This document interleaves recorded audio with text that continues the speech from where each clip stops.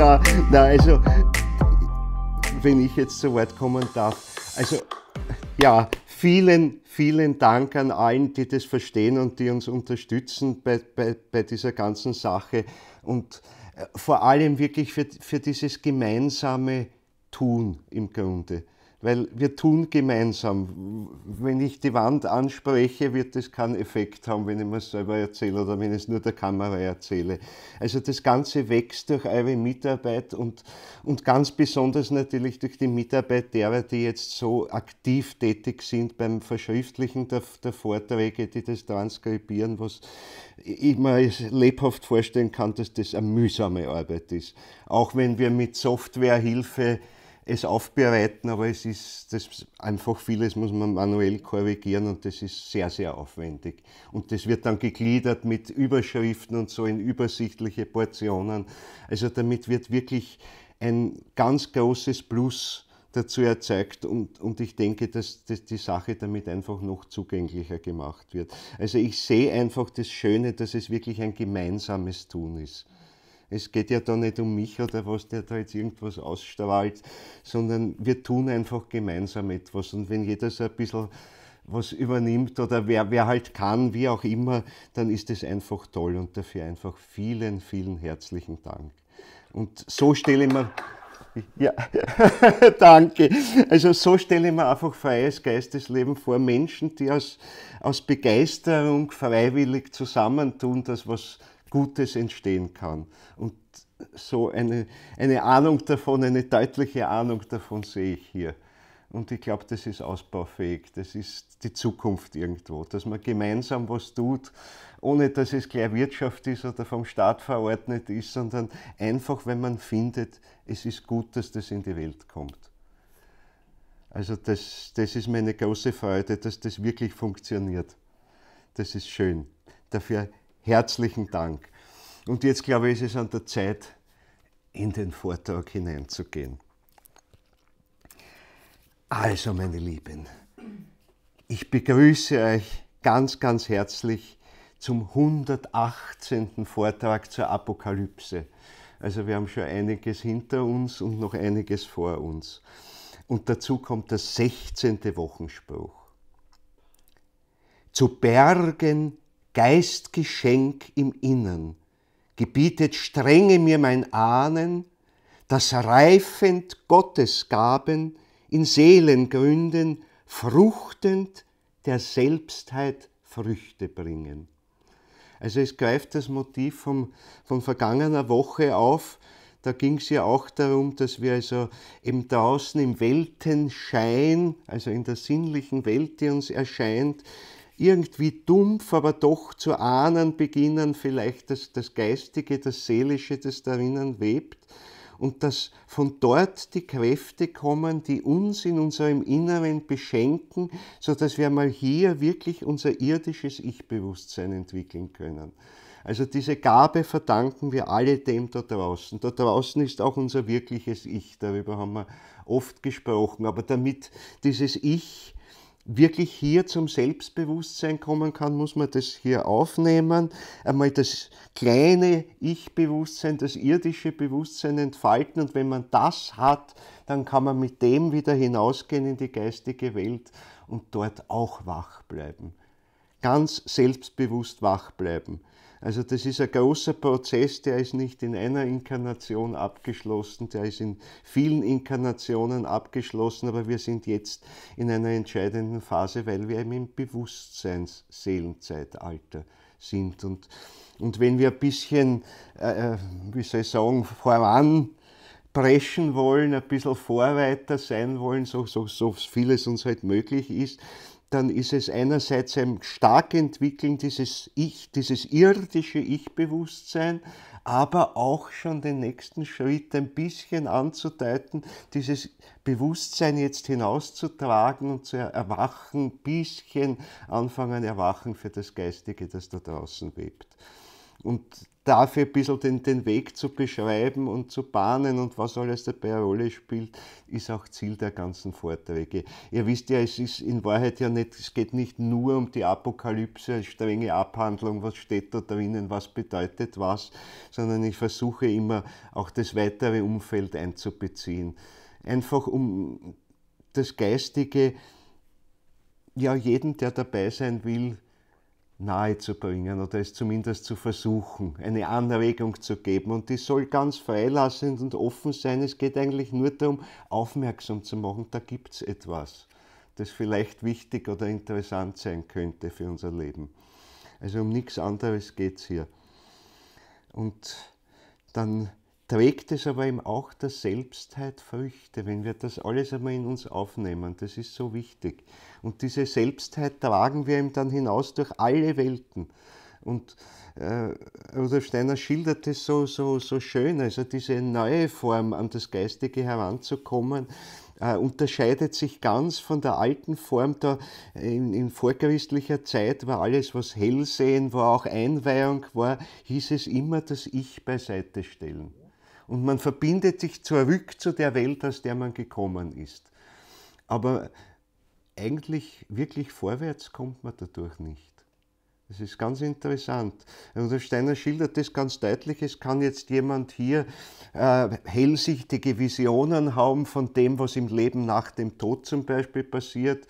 Wenn er sie auf alte Weise hat, also aus medialen Fähigkeiten heraus, zum Beispiel aus einem unbewussten alten Hellsehen heraus, so hat das null Bedeutung für sein eigenes nachtodliches Dasein. Null. Also der es einfach irgendwo geschildert kriegt und selbst nicht sieht, aber es gedanklich versteht, was da geschildert wird, der hat mehr davon als der es sieht, aber nicht gedanklich durchdringt. Gedanklich durchdringt mit unserem ganz nüchternen, praktischen Erdenverstand. Wenn man das macht, dann bringt man eine Kraft hinüber mit. Eine neue Kraft, die uns dort viel bewusster werden lässt, als wir es jemals vorher sein konnten.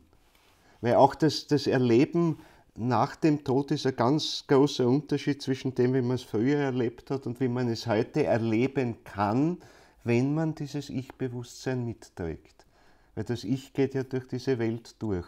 Und die Frage ist, wie erlebt man es? In früheren Zeiten hat man sich drüben eben nicht als selbstständiges Wesen in der Art erlebt, wie wir es heute haben können. Nämlich nicht mit dieser Selbstständigkeit und Freiheit, die wir heute in unserem Ich-Bewusstsein entwickeln können. Vor allem nicht diese Freiheit, die drinnen ist. Wir haben uns vielleicht als irgendwie engelartige Wesenheit gefühlt, die schon sich ihrer Identität in gewisser Weise bewusst ist, aber was sie in ihrem Inneren erlebt, erlebt sie nicht als Ergebnis der eigenen Tätigkeit, sondern als etwas, was uns erfüllt. Und was wir zur Kenntnis nehmen müssen, sozusagen, wie es uns erfüllt. So leben die Engelwesenheiten, die über uns sind. Sie erleben Geisterfüllung.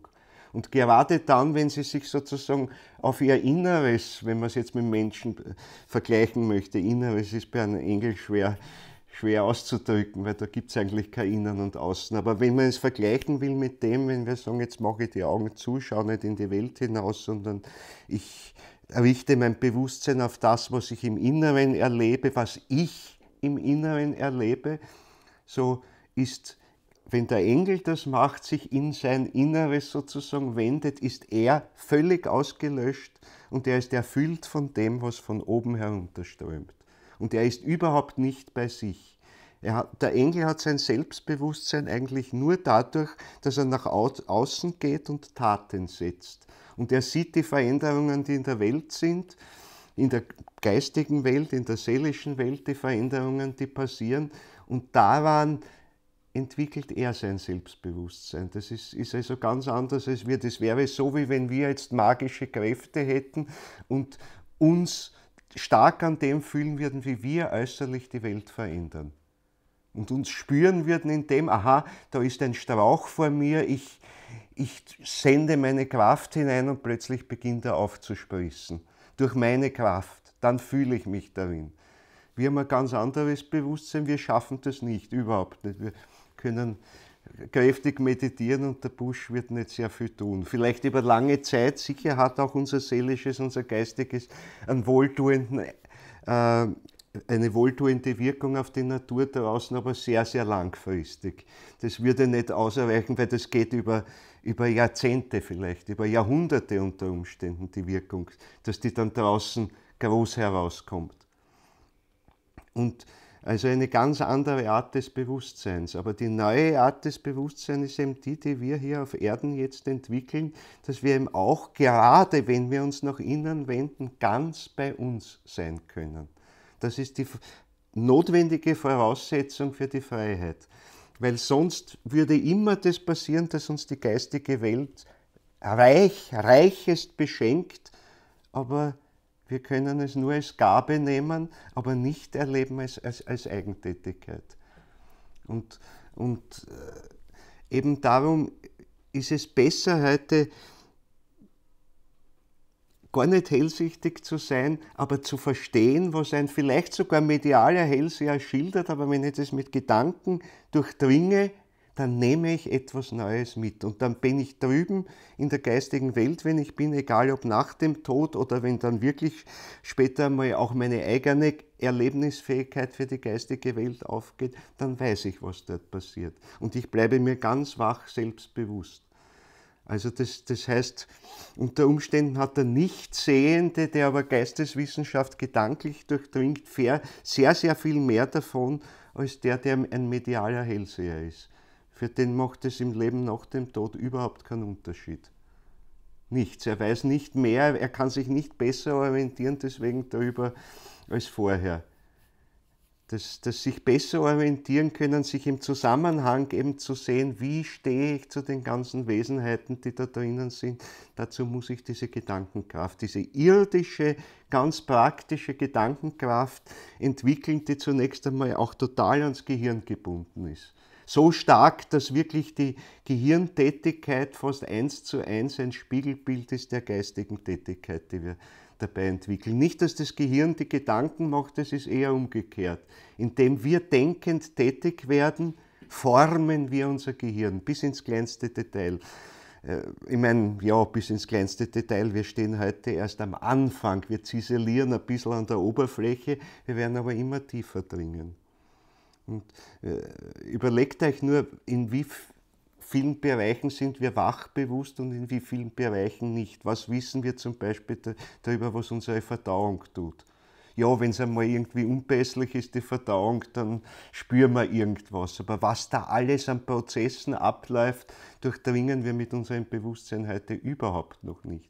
Im Grunde selbst die gescheitersten und größten Gedanken unserer Zeit sind ein Futzel, wie der wienerische Ausdruck, eine Kleinigkeit, eine kleine Winzigkeit von dem, was sich in uns abspielt, damit wir überhaupt leben müssen, nämlich an geistigen Prozessen, die dahinter stehen, die diese Ordnung machen. Allein was in den Ätherkräften, in den Lebenskräften drinnen wirkt, ist so gewaltig, Das sind alle Wissenschaften, die wir jetzt auf Erden haben, alle Bibliotheken, die voll sind. Und sie sind sehr voll.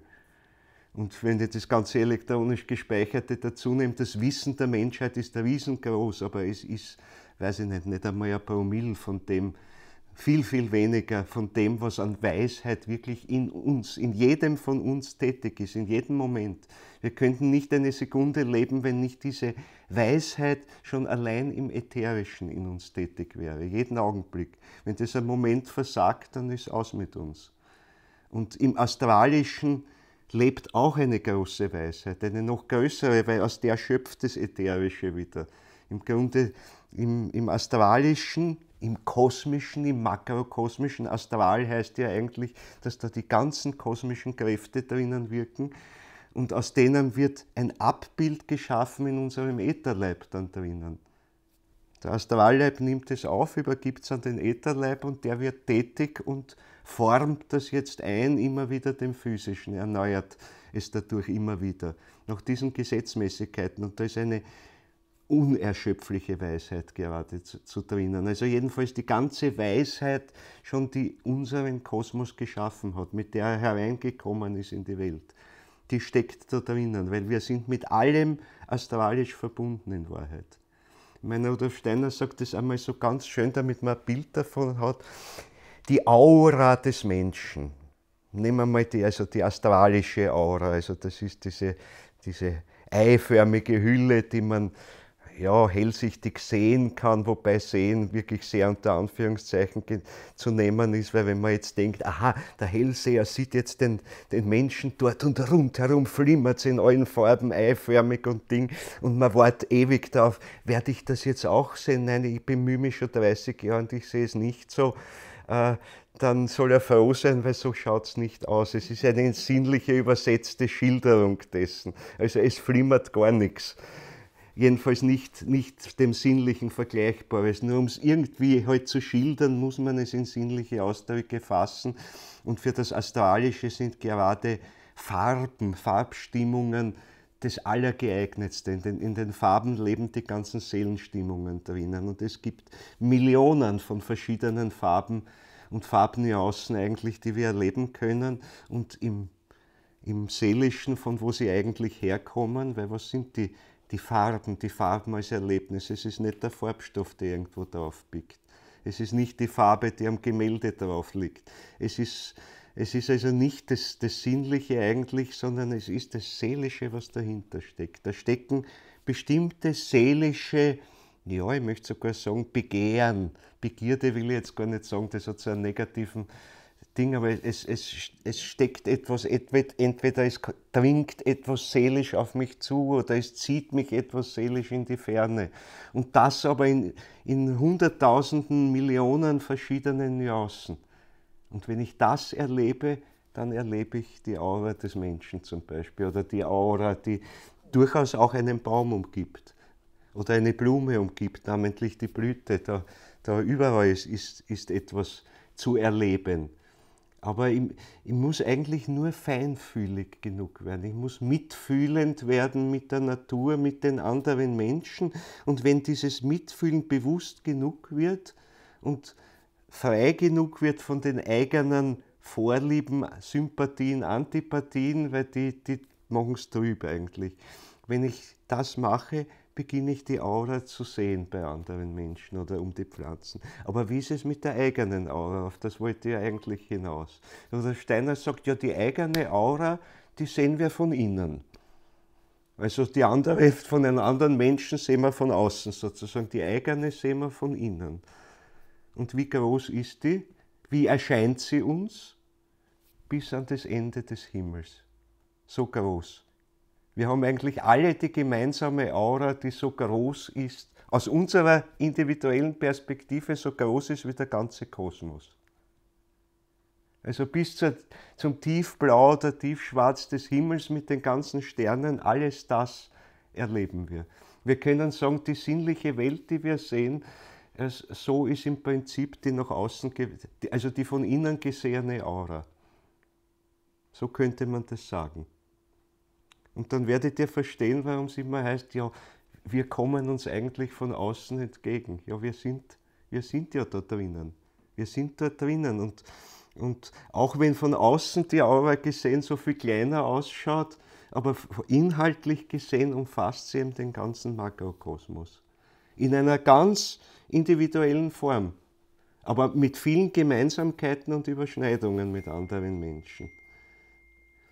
Also das ist ein gewaltiges Bild.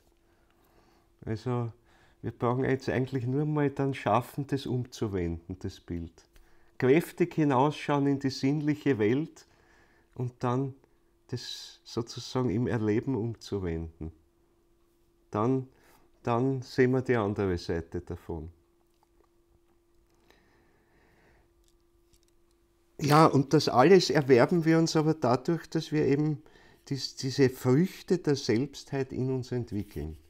Und weil dann verstehen wir auch, dann können wir auch wirklich klar erfassen, was wir sehen. Sonst sind wir eigentlich immer wie in einem riesigen Panorama, das uns beseligt und beglückt, aber wir verstehen es eigentlich nicht. Ah, Kacheln groß. Danke. Entschuldigt, ich habe vergessen umzuschalten. Danke.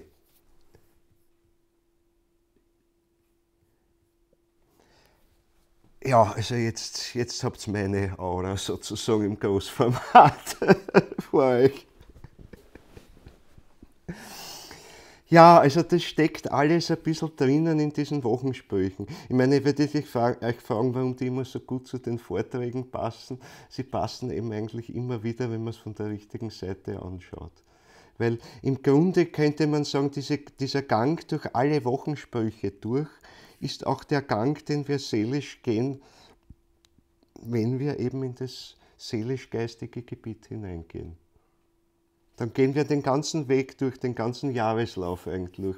Wir müssen dieses haben, uns ganz fest im Inneren zu finden, ganz wach drinnen zu werden, wie es dann ganz besonders in der Weihnachtszeit ist, wirklich zu erleben dann, wie in uns dieses geistige Licht aufleuchtet und wie wir dann langsam dieses Licht wieder hinaustragen können und ausatmen eigentlich dieses Licht und in die Welt hinaustragen. Und jetzt sind wir schon ein bisschen über den Höhepunkt hinauf in Wahrheit, also wir beginnen schon wieder was einzuatmen. Im Grunde ist es so, was wir geistig machen, eine Art Lichtatmung. Ein Licht einatmen, ausatmen, ein geistiges Licht, nicht das äußere Licht. Das geistige Licht einatmen, in der Winterzeit ist es ganz eingeatmet und dann kann es ganz hell in uns brennen und jetzt ist die Zeit, wieder loszulassen, hinauszugehen, weil wenn wir es ganz im Inneren haben, wunderbar, wir sind ganz bei uns, aber nur bei uns. Im Extremfall zunächst einmal ganz nur bei uns, mit dem Großartigen drinnen zu spüren, die Christuskraft da drinnen, aber die Welt und das Geistige in der Welt draußen ist zunächst einmal verschwunden. Das ist jetzt ganz drin. Wir merken, unser Ich, unser freies Ich, in dem Ich wirkt die Christuskraft, wenn wir es wollen. Sie geht mit uns, sie begleitet uns. Er verlässt uns niemals. Aber von der Welt kriegen wir nichts mit, geistig, in Wahrheit. Und jetzt heißt es wieder hinausgehen, ausatmen dieses Licht und halt schauen, wie sehr verdünnt sich dieses Licht. Nicht? Weil im Inneren ist es konzentriert, da ist es sehr hell, dieses Ich, das ist jetzt ganz stark. Aber wenn ich jetzt das ausatme, ich, und die Welt um mich herum nimmt mich auf und es ist nur mehr ein Ahnen und ich fange an, mich zu vergessen. Ist aber wieder die Voraussetzung, um dem draußen zu begegnen. In einem Ahnen zunächst, in einem Spüren, in einem, ja, wie soll ich sagen, Empathie entwickeln zu den anderen Menschen, zu den Tieren, zu den Pflanzen, zur ganzen Natur draußen, mitzufühlen. Mit dem, was draußen ist, das Fühlen ist was eigentlich Dumpfes. Aber dann es wieder hereinzunehmen, zu durchdringen mit dem wachen Ich-Bewusstsein, das wir in der Winterzeit besonders entwickelt haben. Und das eigentlich in jedem Moment, wenn man jetzt, sagen wir hier, jetzt mitten im Hochsommer geistig wirklich bewusst was erleben will, dann muss man den ganzen Weg durchgehen, den ganzen Jahreskreislauf eigentlich durchgehen. Im Kleinen. Im Kleinen gehen wir es durch. Wir gehen also in die finsterste Nacht hinein, die Außenwelt versinkt, aber unser Ich wacht ganz auf. Dieses durchchristete Ich wacht ganz auf in uns.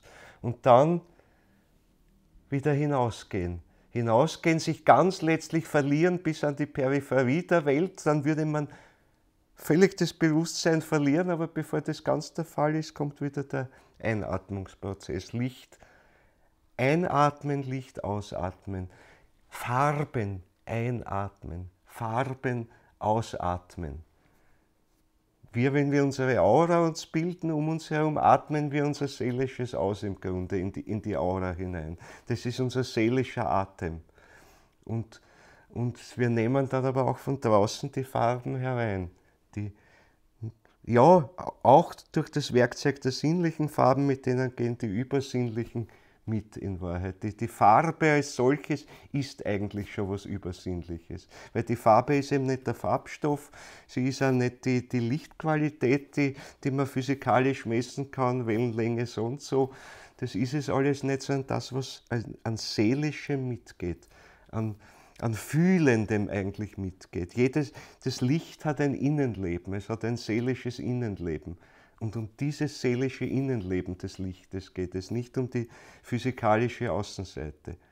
Und so sind wir in einem ständigen Lichtatem, Farbatemprozess drinnen und das ist eine sehr gute Vorbereitung auf die Zukunft. Auf die Zukunft, ja, die vor allem dann sehr relevant ist, erstens einmal im Leben zwischen Tod und neuer Geburt und ganz besonders dann relevant für uns sein wird, wenn wir uns nicht mehr in einem solchen Körper auf Erden inkarnieren.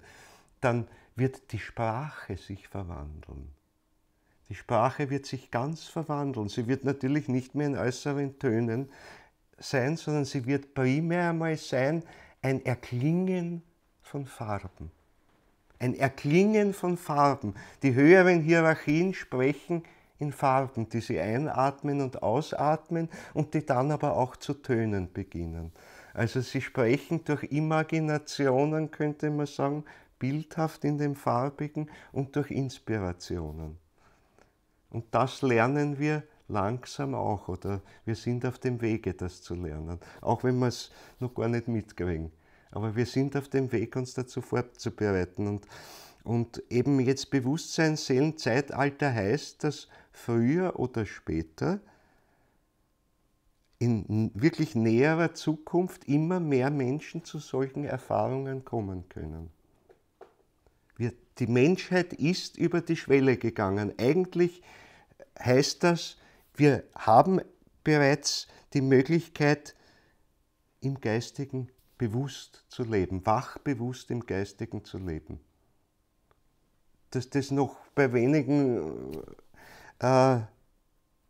sich zeigt, ist halt darauf zurückzuführen, dass die Widersacher jetzt im Moment alles dazu tun, um uns das zu verdunkeln.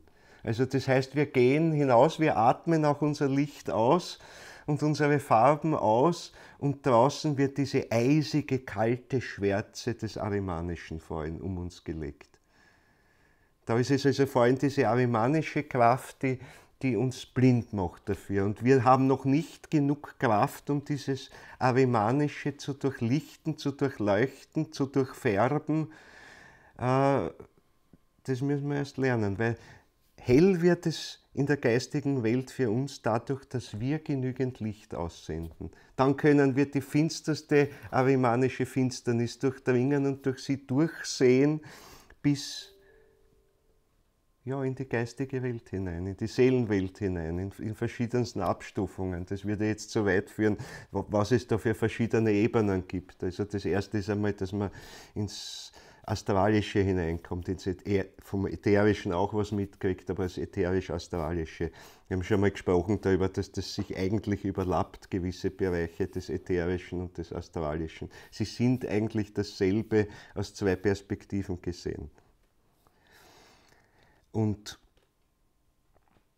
ja, darin stehen wir drinnen und die Entwicklung wird, wenn wir uns einigermaßen anstrengen, uns nicht einlullen zu lassen von den Widersachern, wird die Entwicklung sehr schnell gehen können.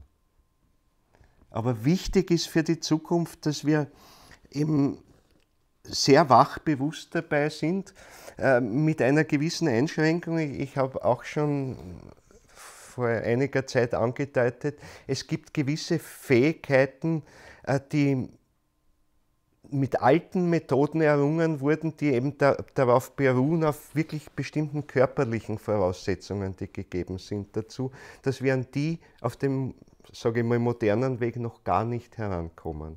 Also namentlich, was vieles betrifft in Bezug auf hellsichtige Wahrnehmung der Natur. Da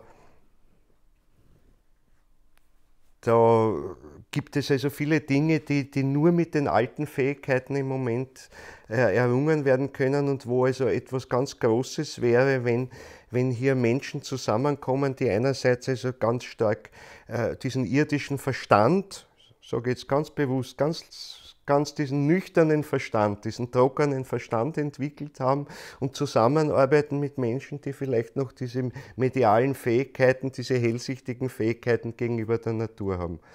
Wenn sie Es nur gedankenlos machen, bringt uns für die Zukunft gar nichts. Da können sie zwar wunderbar schildern, was sie alles sehen, und es muss aber das ganz klare Verstandesbewusstsein entwickelt sein, um wirklich klar deuten zu können, was bedeuten diese Bilder.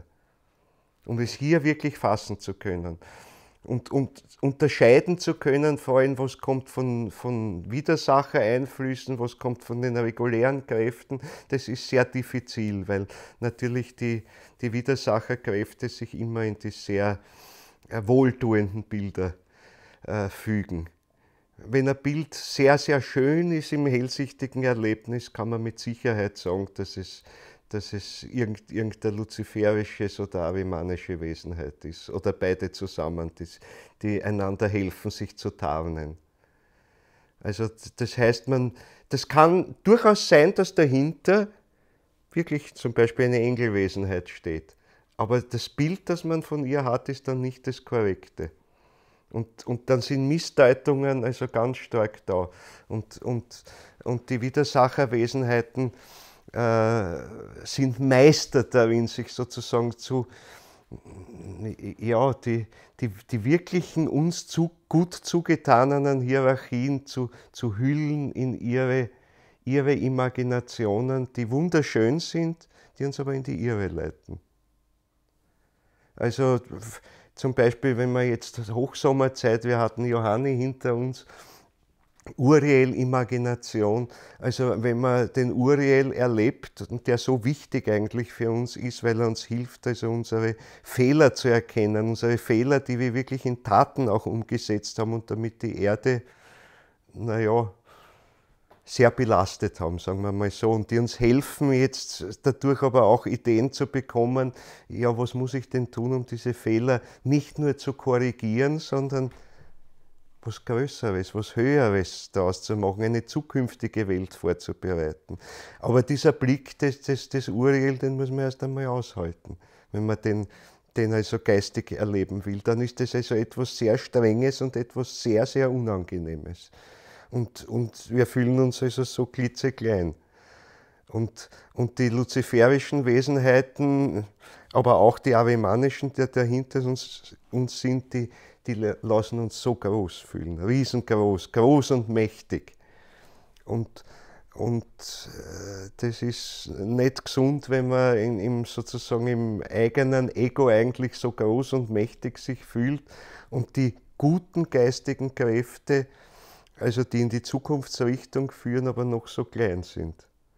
Aber ich lasse mich leiten durch das, wie groß ich mich fühle. Und dann bringe ich selbst die kleinen Kräfte, die ich noch habe, in die völlig falsche Richtung, nämlich in die Richtung, die die Widersacher wollen. Und dann sind wir auf dem Weg halt hin, dieses selber uns immer mehr, zunächst einmal im Astralischen, zu verwandeln in dieses Tier mit den 7 Häuptern und den 10 Hörnern. Das sind wir. Das ist das, was aus uns wird. Wir haben diesem Bild schon geglichen in einer gewissen Weise in der atlantischen Zeit.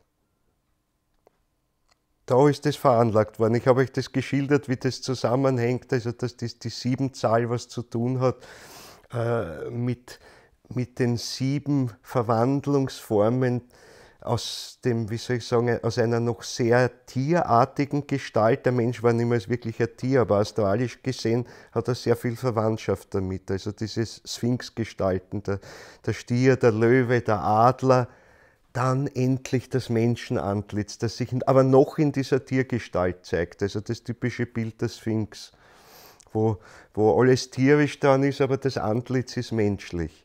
Und dann folgen noch in der Atlantis 3 Formen des schon wirklich Menschlichen, wo sich das Tierische zurückzieht, aber eben noch immer nicht ganz der moderne Mensch ist. Das ist erst die 7. Stufe, das ist dann gegen Ende der Atlantis zu, und so geht es dann in unsere Kulturepochen hinein.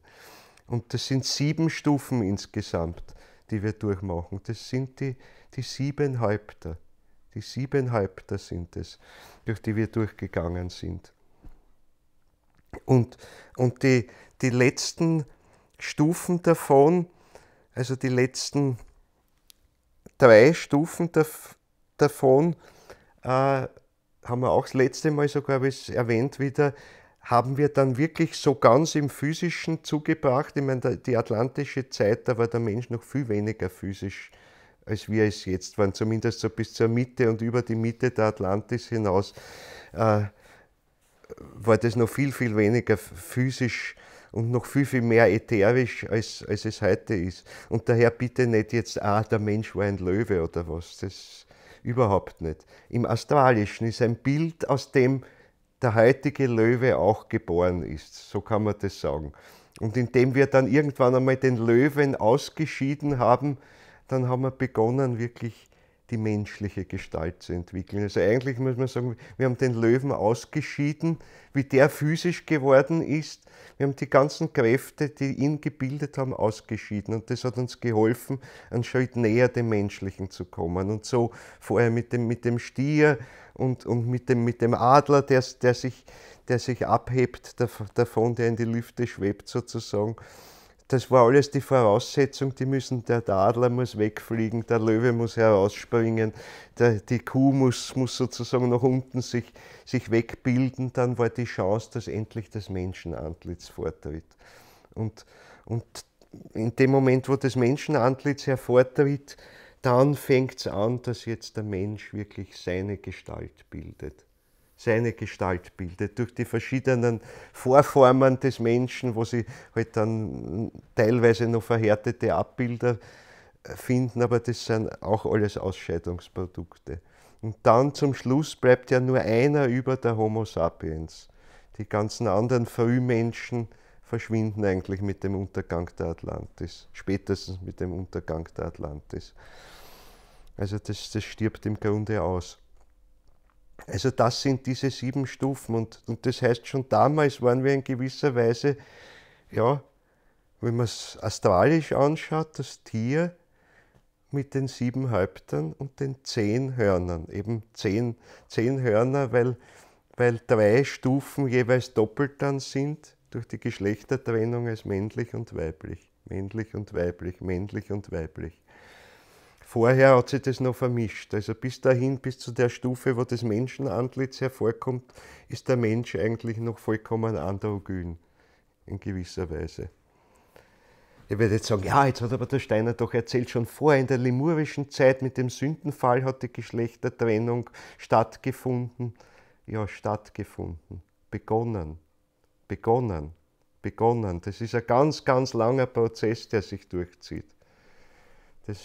Mit der lemurischen Zeit fängt es an. Also diese Schilderungen man darf sie nie zu äußerlich und zu physisch nehmen.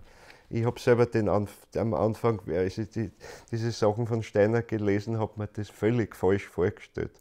Wenn er das schildert, und er kann es ja nur in sinnlichen Bildern schildern, man da, aha, na, wie hat denn der Mensch damals um Gottes Willen ausgeschaut? Da schildert er dann irgendwelche großen Tiere mit einer Laterne auf der Stirn oder was. Ja, wenn man glaubt, dass die so physisch irgendwo aufgetreten wären, nein. Es ist ein seelisches Bild und seelisch ist es eine Realität, aber natürlich nicht physisch.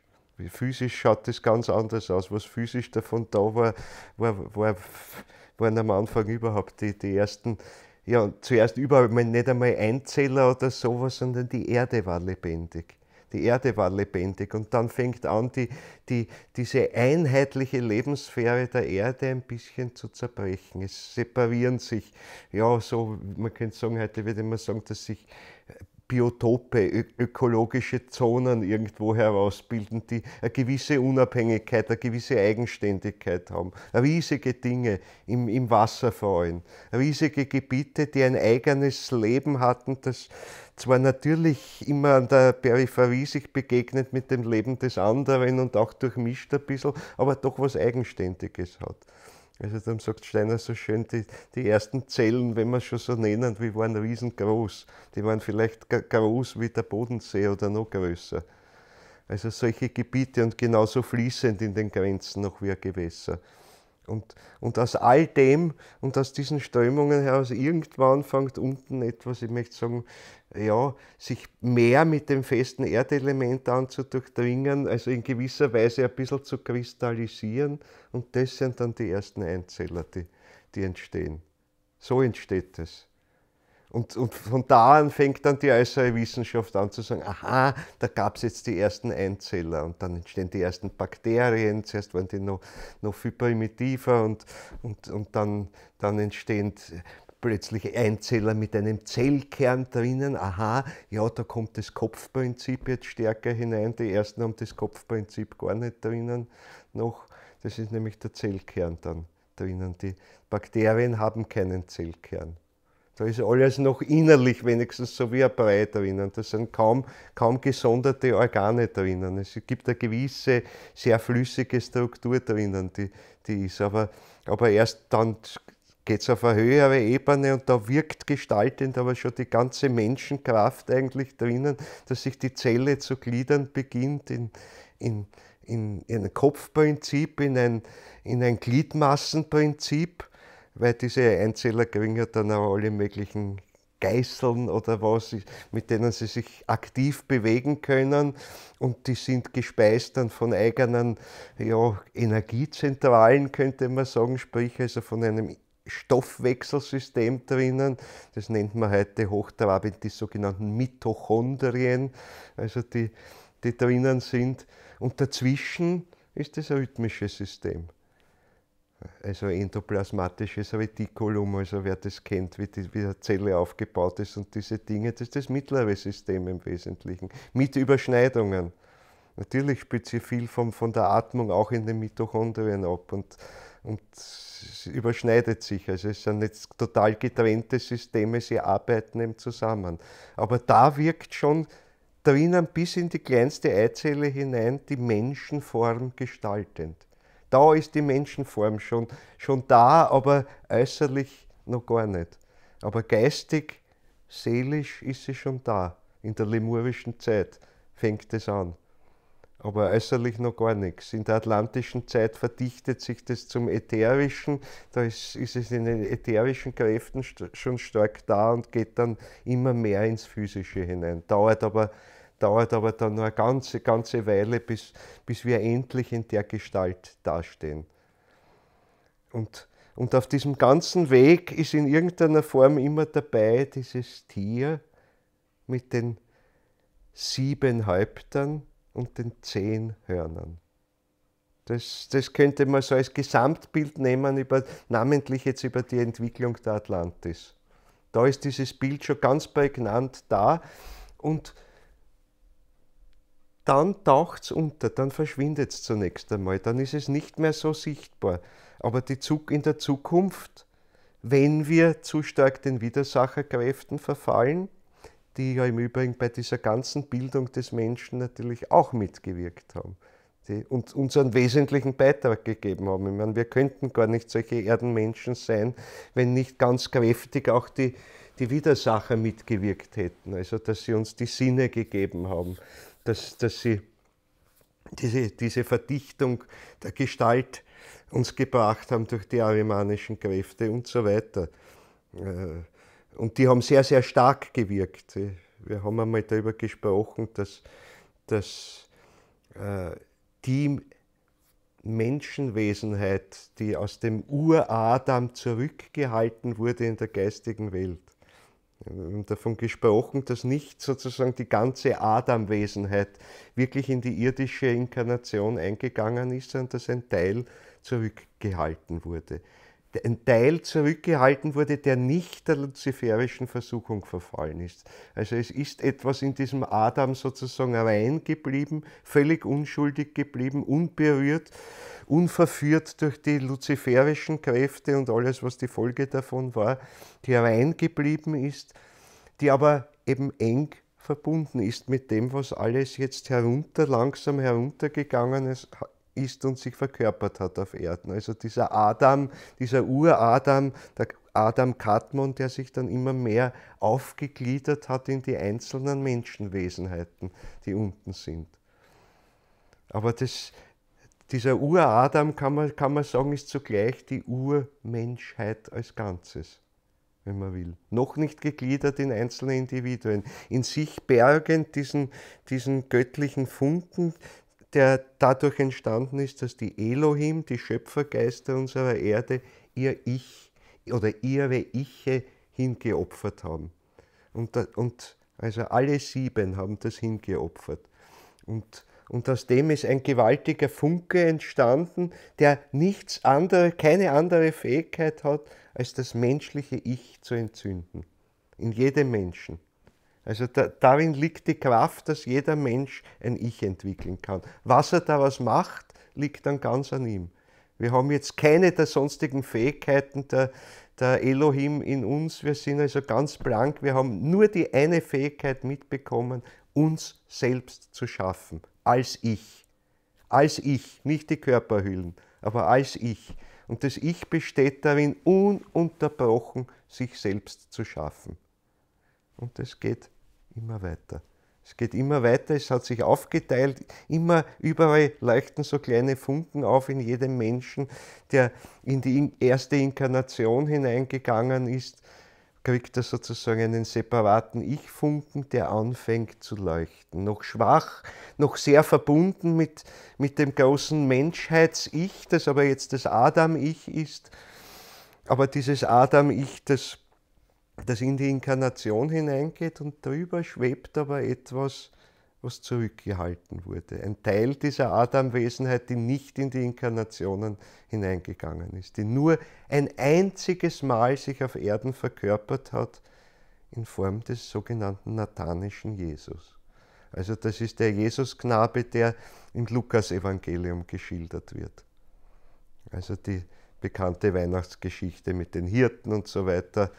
Also nicht die andere Geschichte mit den Magiern oder den Weisen aus dem Morgenland, die kommen, wo der Kindermord und das alles geschildert wird, sondern diese Geschichte vom Lukas-Evangelium mit der Herbergsuche und mit dem allen drinnen. Da das erste und einzige Mal inkarniert sich dieser zurückgebliebene Teil der Adam-Wesenheit auf Erden. Aber vorher, bevor er das tut, verbindet er sich schon mehrmals mit dem Christus. Darüber haben wir gesprochen. Ich weiß jetzt nicht, in welchem Vortrag, ihr wisst es vielleicht besser, oder wir werden es finden dann irgendwann in den Transkriptionen, dann kann ich endlich selber nachschauen, in welchem Vortrag habe ich denn darüber gesprochen, weil das weiß ich beim besten Willen nicht mehr. Es ist schon ziemlich lange her, ziemlich am Anfang. Es ist einer der ganz frühen, ich glaube, es ist sogar der 6. Ich glaube, es ist der 6. Vortrag, weil eine Transkription gerade dazu erstellt wurde, mit einer ganz tollen Gliederung dazu, sehr übersichtlich. Und dort ging es um diese dreimalige Verbindung dieser späteren nathanischen Wesenheit, also diesem zurückgehaltenen Adam-Teil, der sich mit dem Christus verbunden hat, den Christus um Hilfe gerufen hat, weil er gesehen hat, was unten mit der Menschheit passiert, wenn sie immer mehr in die Fänge der Widersacher kommt und allein schon die Sinne, ja, dass die Sinne ausgebildet wurden, ist gut und wichtig, das sollte sein, aber durch das Luziferische bestand die Gefahr, dass unheimliche Begierden damit verbunden sind. Unheimliche Begierden. Wir hätten nicht irgendeine köstliche Speise oder irgendwas Essbares sehen können, ohne uns gleich also mit voller Begierde darauf zu stürzen. Wir hätten gar keinen Willen entwickeln können zu sagen, nein, jetzt nicht. Sondern ja, selbst die Wahrnehmung der Farbe hätte uns verzehrt oder belastet, je nachdem. Sie hätte uns seelisch geradezu ausgesaugt oder sie hätte uns so bedrängt, dass wir es nicht ausgehalten hätten. Also der Mensch wäre seelisch hin und her geworfen worden mit jedem Sinneseindruck, der ihm begegnet ist. Und das wurde eben verhindert dadurch, dass diese zurückgehaltene zurückgehaltene Adamwesenheit, dieser zurückgehaltene Teil sich mit dem Christus durchdrungen hat, mit der Christuskraft durchdrungen hat und so durch dieses gemeinsame Zusammenwirken des Christus mit dieser späteren nathanischen Wesenheit konnten eben Kräfte unten mobilisiert werden, dass dieser Mensch, die ganze Menschenform, die ganze Menschengestalt eben zumindest von den Ärgsten dieser Begierden freigehalten wurde. Und so ging das weiter. Das wäre mit dem Ernährungssystem also genauso gewesen. Also dass die Verdauung eben von ungeheuren starken Kräften hin und her gepeitscht wurde. Und da erst recht noch stärkere Begierden aufgetaucht werden. Also es ist eine Steigerung und Begierden, die jetzt aber ganz ins materiell-stoffliche mit dem Stoffwechsel hineinführen. Und das Dritte wäre gewesen, dass Denken, Fühlen und Wollen sich nicht richtig als drei wirklich zwar miteinander harmonierende, aber doch drei unterschiedliche Kräfte in unserer Seele entwickeln hätten können. Sie wären wild durcheinander getobt geradezu in uns und wir hätten einen Gedanken gehabt, der uns dorthin zieht, wir hätten ein Gefühl gehabt, das uns woanders hinführt und einen Willen, der in eine dritte Richtung geht. Wir wären zerrissen geworden, wir hätten nicht denken, fühlen und handeln in irgendeinen Einklang bringen können. Wir hätten Dinge getan, von denen unser Ansatz des Denkens, unser Ansatz des Bewusstseins gesagt, das ist ja gar nicht das, was ich machen will. Manchmal kommt es pathologisch herein bei gewissen Erkrankungen, die es heute noch gibt. Da passiert so etwas, dass das hereinkommt. Kann es geben. Also kann sogar durch Hirnverletzungen oder sowas entstehen, dass die Hand, die rechte Hand zum Beispiel, tut etwas, wo der Mensch selber eigentlich sagt, das will ich gar nicht. Aber die wird selbstständig. Also es gibt zum Beispiel, ich weiß nicht, ob ihr das kennt, das Tourette-Syndrom. Also da spielen solche Sachen eine Rolle. Oder wo Menschen plötzlich also zu schimpfen anfangen und das überhaupt nicht wollen, aber sie können es nicht zurückhalten. Und es ist gar kein Anlass dazu, sie schimpfen einfach. Weil ein Teil will das ausleben einfach. Und da ist also bis in die Körperlichkeit halt dann irgendeine kleine Störung drinnen. Das kann man auch vom Bewusstsein her dann gar nicht beherrschen. Aber das wäre Standard gewesen. Alle Menschen wären so geworden, wenn diese ganzen Christusopfer, sozusagen diese Christustaten, nicht passiert wären. Und das ging aber nur dadurch, dass sich der Christus verbunden hat mit dieser Adamwesenheit, die sozusagen den Christus angefleht hat, die eben schon trotz allem etwas von einer Freiheit hatte und diese Freiheit auch vom Christus respektiert wurde. Er hätte es nie von sich aus machen können. Er hätte es nie von sich aus machen können. Das wäre der ganzen Erdentwicklung entgegengelaufen. Er hätte zuschauen müssen, wie das unten immer schlechter wird und er hätte nicht um der Freiheit der Menschen willen nicht eingreifen können. Er hat sich das sozusagen selbst verboten, wenn man so will. Also, aber ganz real verboten, sodass er sich nämlich, das geht gleich so weit, sich die Möglichkeit genommen hat, es überhaupt zu können, selbst wenn er wollte. Das ist so dieser schrittweise Weg, von dem wir schon gesprochen haben, der dahin läuft, dass die Gottheit ihre Allmacht aufgibt. Um der Freiheit des Menschen willen. Das ist der große Weg. Also von der Allmacht Gottes sozusagen ist es ausgegangen und der Weg geht hin letztlich durch diese ganzen Vorstufen, bis dann schließlich das Mysterium von Golgatha kommt, wo der Christus sich dann wirklich auf Erden inkarniert in der Leibeshülle des zu der damaligen Zeit erstmals und zum einzigen Mal verkörperten nathanischen Jesus. Also dieses Teils der Adamwesenheit, die vorher noch nie wirklich auf Erden war, aber immer in Erdennähe gewartet hat und immer ganz eng verbunden war mit der ganzen Menschheit, die sich unten entwickelt. Und die sozusagen unheimlich gelitten hat mit dem, was da durch die Eingriffe der Widersacher schief geht oder aus dem Lot zu geraten scheint.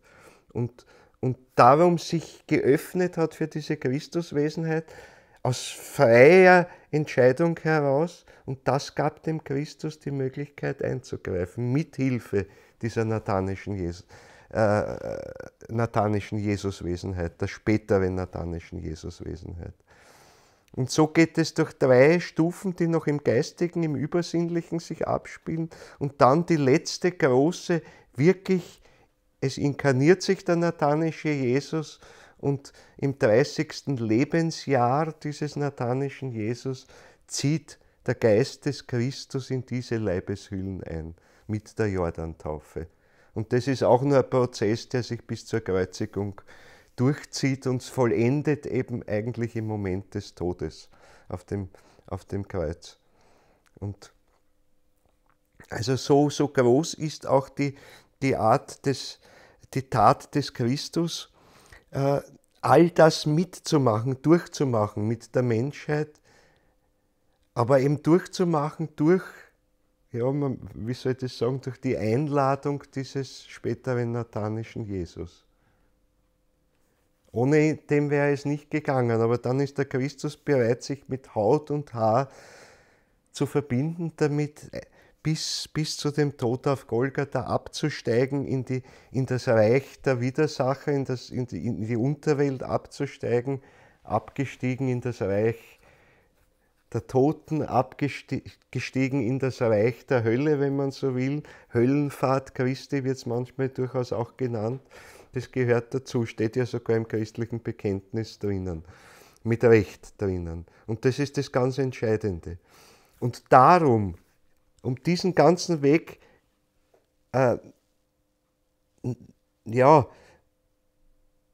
nachzuvollziehen, im Inneren, in der Nachfolge Christi zu stehen und weiterzugehen, heißt es, diesen ganzen Weg durchzugehen. Und darum, das ist der Grund, warum wir sind jetzt in der Phase sozusagen des Mysteriums von Golgatha in gewisser Weise für uns. Wir müssen diese Höllenfahrt bis zum untersten Punkt durchmachen, um da dann aufzusteigen in die viel, viel höheren Bereiche.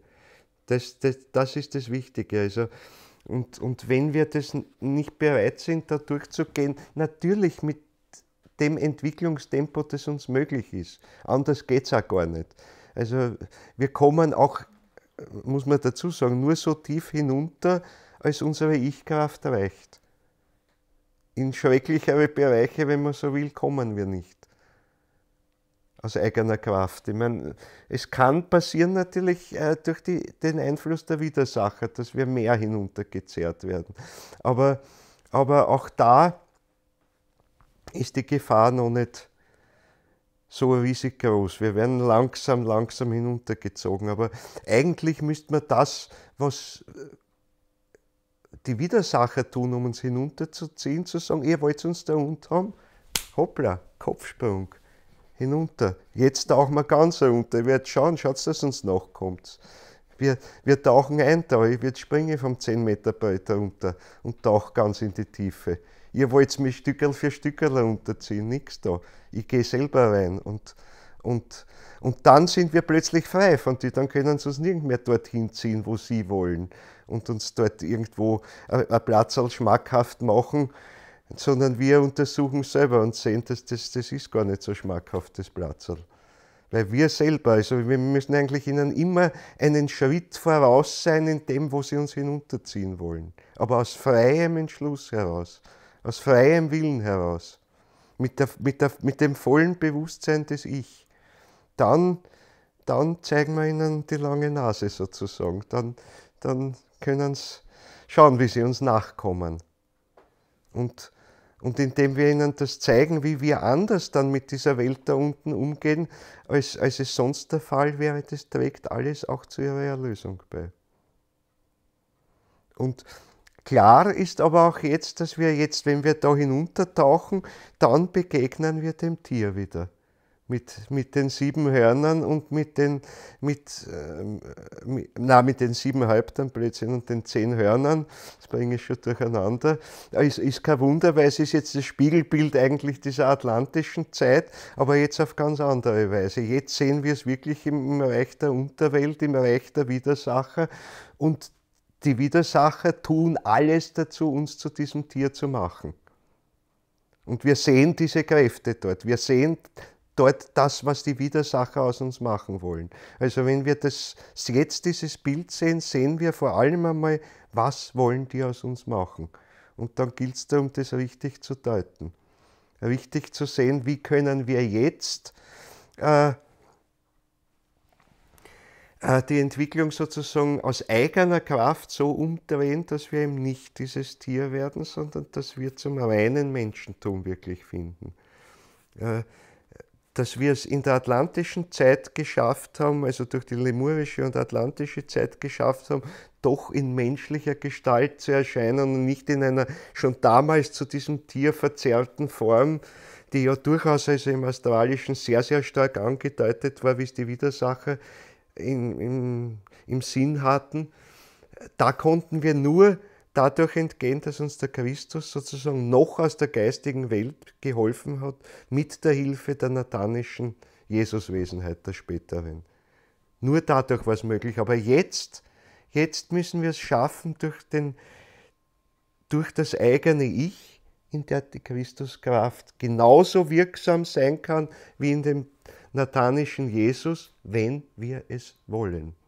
Wenn wir es wollen. Genauso kann die Christuskraft in uns wirken, so wie sie damals in der übersinnlichen Welt gewirkt hat, eben durch den nathanischen Jesus, den späteren.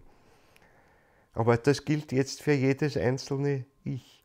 Also das heißt, ja, das Ideal wäre, dass wir so rein und unschuldig am Ende werden, wie es der nathanische Jesus geblieben ist von Anfang an. Um dort zurückzukommen, stellt euch eine Menschheit vor, von der zumindest der größere Teil diese Reinheit sich erwirbt und damit ja, den Sündenfall auflöst, umdreht das Ganze, rückgängig macht.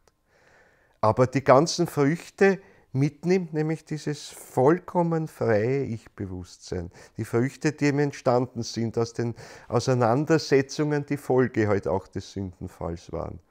Und dann können wir sagen, danke zu den Widersachern, wir haben gelernt, auch durch euch. Und wir haben ganz Wesentliches gelernt durch euch und wir danken euch dafür. Und der Dank besteht nicht in, dass wir sagen, ja, Dankeschön, lieber Luzifer, danke, lieber Ariman, und ihm die Hand schütteln sozusagen, sondern indem wir wirklich an ihrer Erlösung arbeiten. Das ist der ganz reale Dank, den wir ihnen geben.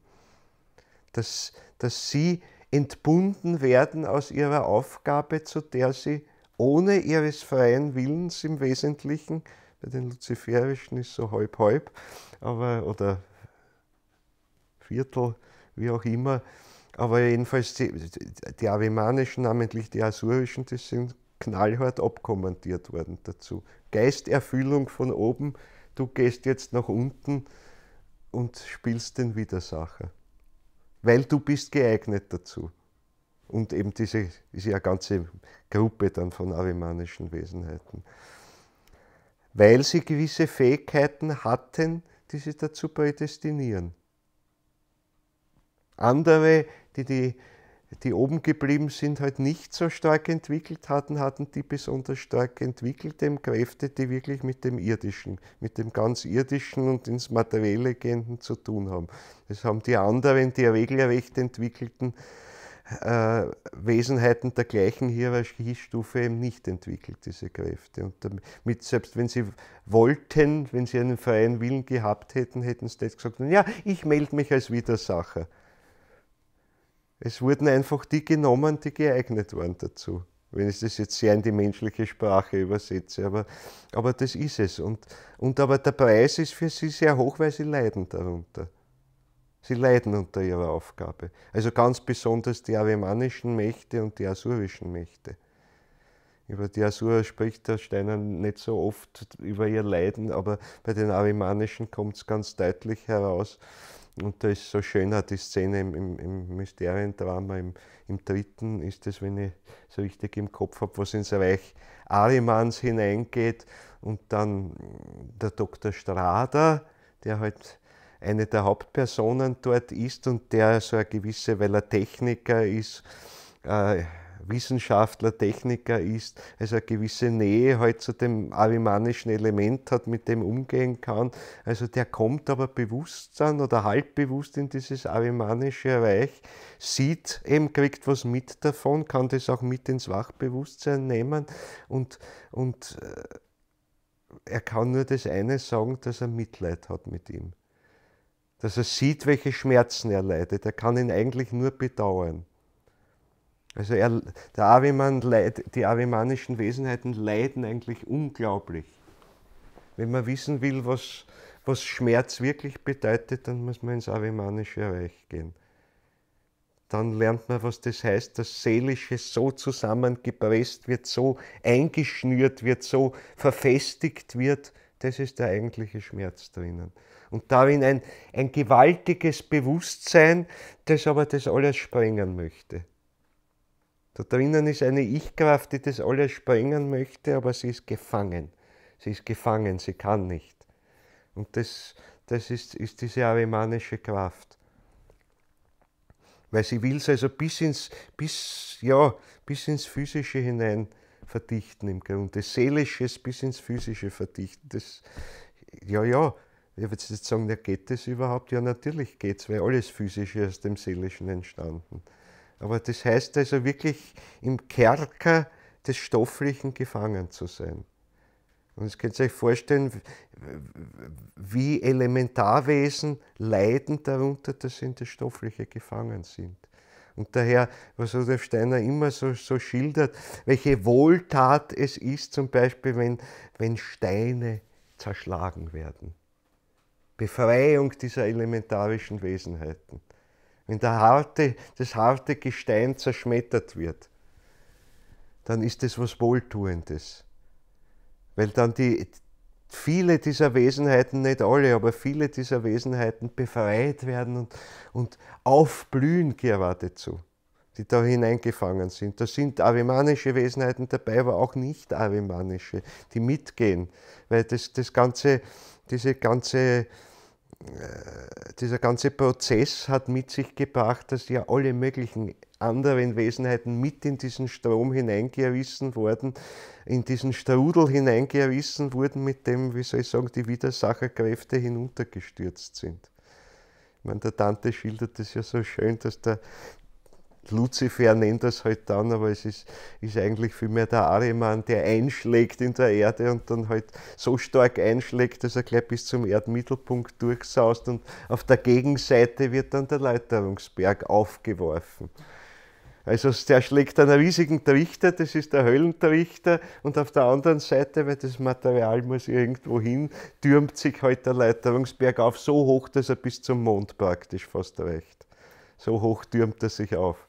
Ja, das ist eine Versinnlichung dessen, was aber geistig oder seelisch gesehen tatsächlich stattgefunden hat. Im Seelischen, sogar bis ins Ätherische hinein teilweise hat das stattgefunden. So. Also das Bild ist richtig, nur darf man es nicht äußerlich nehmen. Dann wird es abstrus, dann denkt man sich, na, der Dante hat halt noch sehr naiv gedacht. Nein, er hat gar nicht naiv gedacht, sondern er war sich sehr bewusst dieser Dinge und die Schilderungen sind unheimlich präzise, die er macht. Da sind Schätze drinnen zu entdecken, der ganzen göttlichen Komödie. Aber womit fängt es an? Es fängt an damit, Abstieg da hinunter. Abstieg da hinunter bis in den Mittelpunkt, bis in die tiefste Eishöhle hinein. Die Eishöhle ist ein Bild dafür, dass eigentlich vollkommene seelische Erstarrung stattfinden würde, verbunden mit einem unfassbaren Schmerz. Ja, der Schmerz entsteht dadurch, weil das Seelische sich überhaupt nicht entfalten kann. Es will. Da drinnen ist die Ich-Kraft, das Seelische will sich entfalten, es will tun und es kann nicht. Es kann nicht. Diese Erstarrung heißt eigentlich, dass Ich verliert die Macht über das Seelische komplett. Es will zwar, es ist der starke Wille im Ich drinnen, mein Seelisches weiterzuentwickeln, zu verändern. Das ist ja die große Aufgabe, die wir haben und mit der wir die Zukunft, das neue Jerusalem vorbereiten, von dem in der Apokalypse die Rede ist.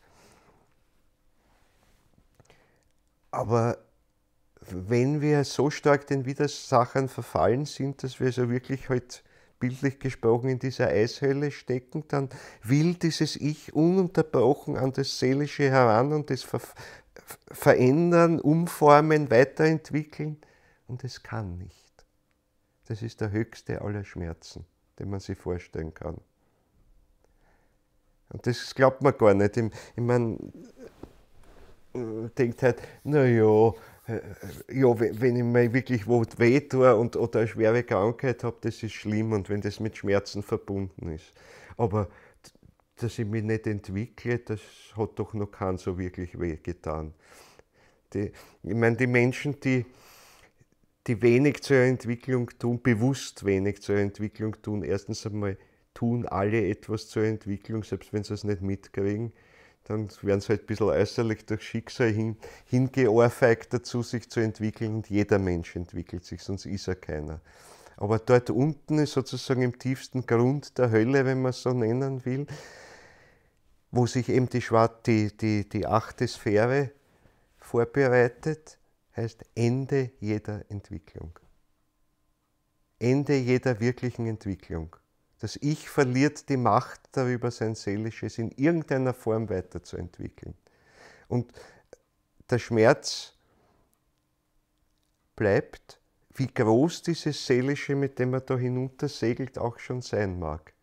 Es kann ja sein, man bringt ein großes Seelisches schon mit, aber jetzt aus einem Grund verbindet man sich halt immer mehr mit den Widersachern bis hin, also dass man den Weg zu den soratischen Mächten nimmt. Jetzt bringt man ein vielleicht schon halbwegs gut entwickeltes Seelisches mit und je tiefer ich hinunterkomme, umso weniger kann ich daran weiterentwickeln. Es bleibt, wie es ist. Es bleibt, wie es ist. Und der Weg letztlich des Schwarzmagiers besteht darin, im Grunde ein ganz, ganz reich entwickeltes Seelisches aufzubauen, halt in seinem Sinn entwickeltes. Das ist nicht unbedingt im wohltuenden Sinn entwickelt, weil es also ganz ausgeht auf ein Machtprinzip.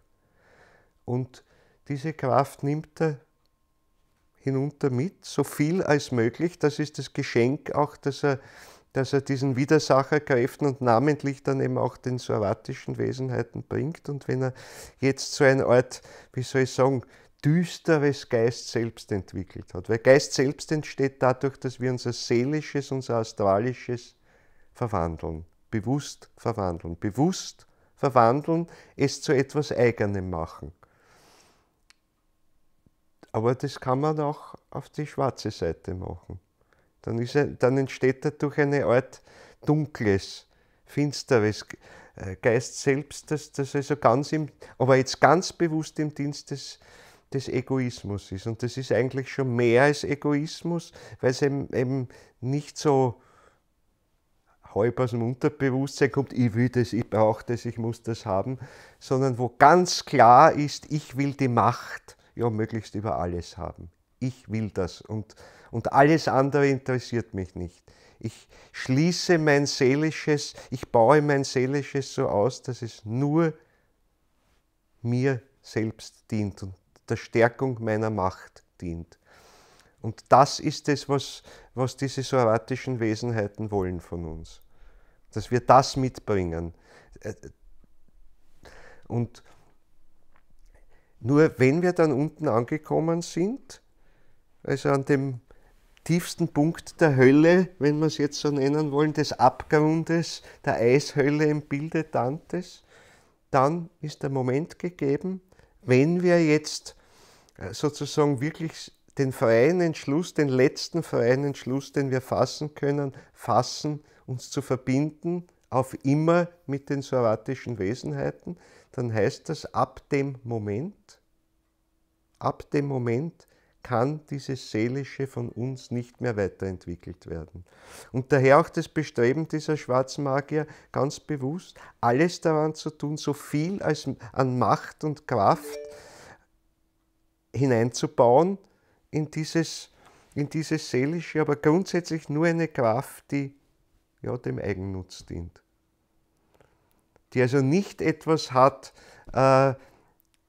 wo sie offen wäre für etwas anderes. Also die sozusagen ganz bereit ist, sich einzubringen in diese soatische Welt und dort, je nachdem wie stark entwickelt dieses, wie soll ich sagen, schwarze Geist selbst ist, das man entwickelt hat, wie stark das ist,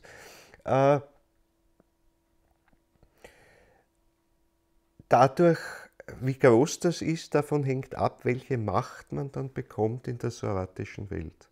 Wenn das also was Starkes ist, dann hat man dort unverlierbar sozusagen diese gewaltige Seelenkraft, die man ausschließlich zum Eigennutz einsetzen kann, der aber jetzt ganz koordiniert vorgeht mit dem Willen der soatischen Wesenheiten, die sich an einer bestimmten Stelle mit absoluter Macht dort einfügt, aber zugleich dient vollkommen dem Willen der soatischen Wesenheiten. Und die soatischen Wesenheiten können dadurch Dinge aber erzielen in ihrer Welt oder Dinge aufbauen, die sie aus sich heraus selbst nicht könnten, sondern die sie jetzt können dadurch, dass Menschen bewusst sich dafür entschieden haben, ein starkes Seelisches aus unserer Welt mitgenommen haben, das ganz präzise so entwickelt haben, dass es sich einfügt in diese soatische Welt als eine unverzichtbare Kraft, könnte man sagen. Und damit blasen wir und bauen wir auf eigentlich diese soatische Welt. Darum sind sie so interessiert an uns. Also man darf sich das nicht nur so vorstellen, aha, ja, das verbindet man sich mit den soatischen Wesenheiten und ja, die werden uns halt jetzt ihre Kräfte geben, ja, tun sie schon auch, aber mindestens so viel, was sie uns geben, auch an Möglichkeiten, ist das, was wir in ihr Reich hineinbringen, was sie nicht haben könnten, ohne das menschliche Ich sich mit ihnen, mit ihrer Welt dauerhaft verbinden. Noch ist, wie ihr wisst, das alles nicht entschieden, selbst bei den größten Schwarzmagiern ist es noch nicht entschieden, sondern die Entscheidung fällt erst auf unserer 6. kosmischen Entwicklungsstufe und wir stehen jetzt erst in der 4. drinnen. Danach kommt noch dieses neue Jerusalem nach der Erde, die 5. Entwicklungsstufe und dann kommt die 6., die sogenannte neue Venus, und dort scheidet sich dann endgültig. Dort, während dieser 6. kosmischen Entwicklungsstufe die 6. Lebensstufe und innerhalb dieser 6. Lebensstufe der 6. Formzustand erreicht ist, wer bis dorthin oder bis zu diesem Moment, also wäre noch die Rückkehr möglich, aber wer dann sagt, nein, ich gehe mit den soatischen Mächten mit, der geht auch mit ihnen. Und er ist dort ein mächtiges Wesen,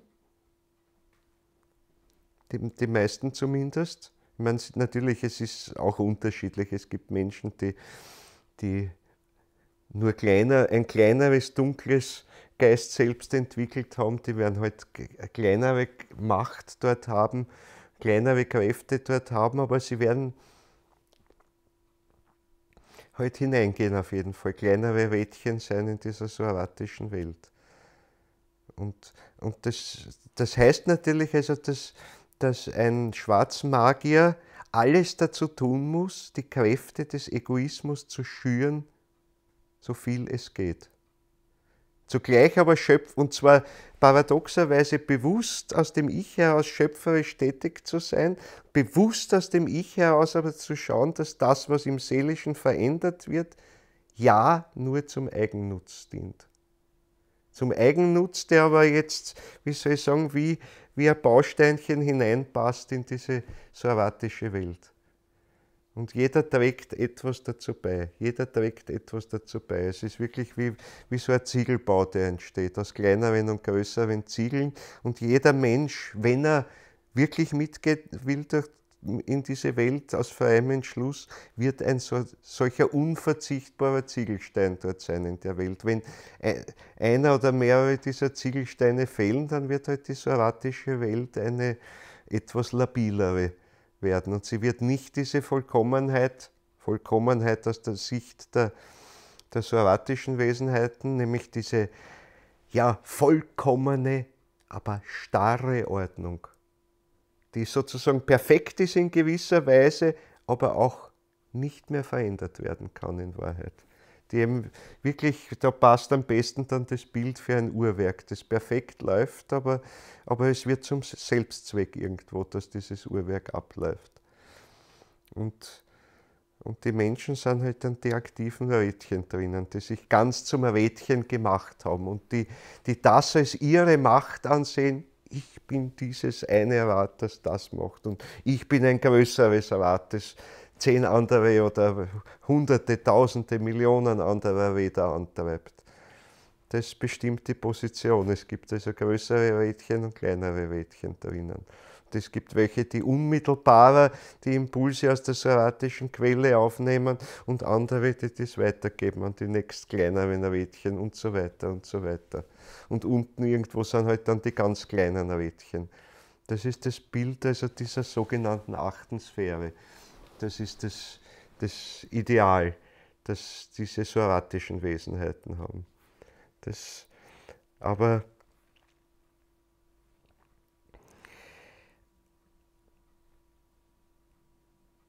das Interessante ist eben die regulären Widersacherwesenheiten arbeiten zwar diesen soratischen Genossen durchaus in die Hand, aber sie haben eigentlich in Wahrheit von sich aus nicht die geringste Intention, in ihr Reich einzugehen und dort zu bleiben. Weil irgendwo tief drinnen ist bei ihnen sehr stark dieser, wir sind doch aus dem Licht gekommen und wir sollen dort wieder zurück. Oder es muss einen Weg geben, dorthin zurück. Und namentlich also die arimanischen Wesenheiten, wo also diese Finsternis schon sehr stark ist und bei den asurischen noch stärker, ist dieses Bewusstsein drinnen, wir kommen aus dem Licht und es muss einen Weg geben, zu dem Licht zu finden, und eben, dass sie es aber nicht und nicht und nicht finden können, das tut ihnen so weh. Das schmerzt sie so. Und dadurch können sie auch ihr Seelisches nicht wirklich weiterentwickeln. Also gerade die Arimanischen haben eben gerade kein Seelisches, so stark ist es dort.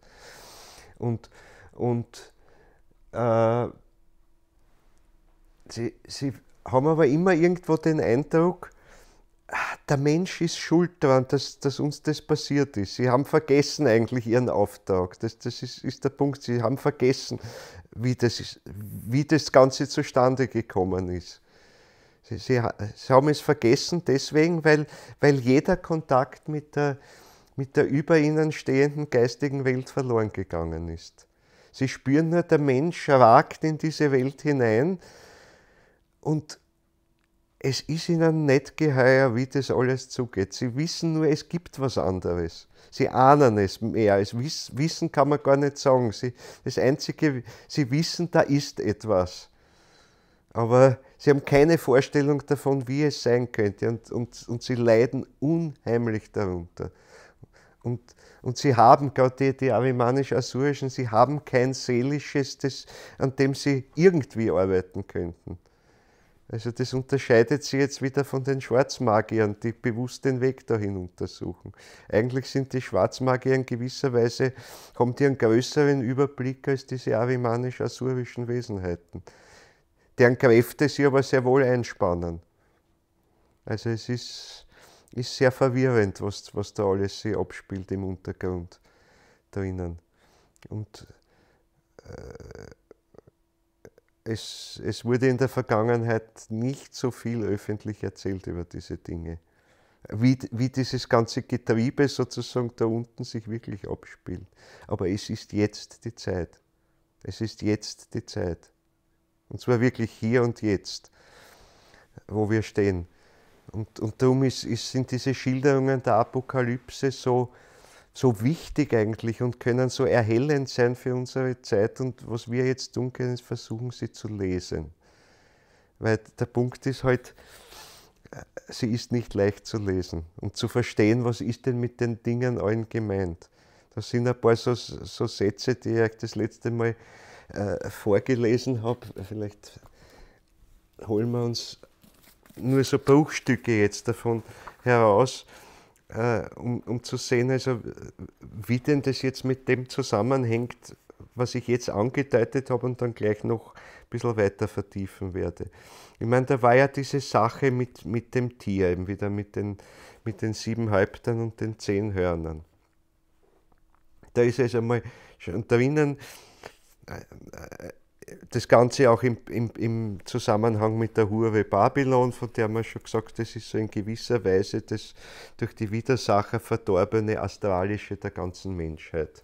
Also alles, was an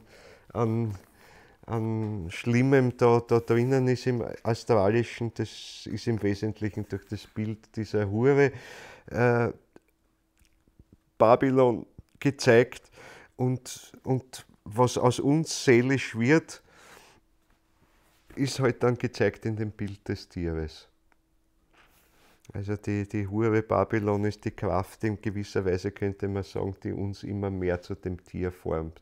Oder diese Kraft, die in der Menschheit insgesamt wirkt, dass die ganze Menschheit immer mehr zu dem wird, wenn nicht was anderes entgegengesetzt wird. Also daher heißt ja da drinnen im 17. Kapitel, wie wir es letzte Mal gelesen haben, spricht also ein Engel zu Johannes und sagt ihm, ich will dir das Geheimnis des Weibes sagen und das des Tieres, das sie trägt und das 7 Köpfe und 10 Hörner hat. Das Tier, das du siehst, ist da gewesen. Es ist jetzt nicht da, aber es wird von neuem aus dem Abgrund emporsteigen und dann wird es seinen Untergang finden. Also, das haben wir schon gesprochen, in der atlantischen Zeit namentlich war es sehr stark einmal da, dann ist es einmal mehr verschwunden in gewisser Weise. Naja, und jetzt gehen wir langsam wieder in die Zeit hinein, wo es auftaucht. Und im ganz Großen, wenn ich jetzt große Stufen nehme, wird es auf dem 6. kosmischen Entwicklungszustand auftauchen, was bis dahin alles eben durch die Schwarzmagier, die im Dienste der soavatischen Kräfte stehen oder sich stellen in deren Kräfte, dann wird es dort gewaltig auftauchen. Also das größte Auftauchen dieses Tieres mit den 7 Häuptern und den 10 Hörnern wird sein dann auf der neuen Venus. Dort. Im 6.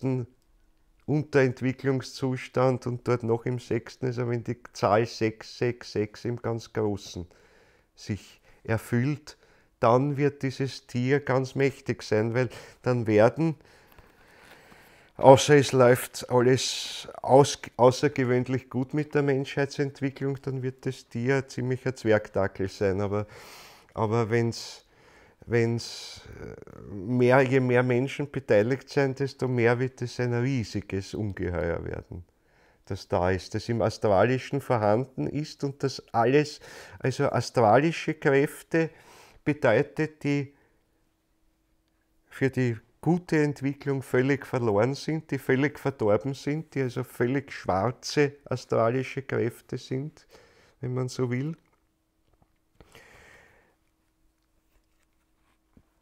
Die, ja, wenn man sie betrachtet,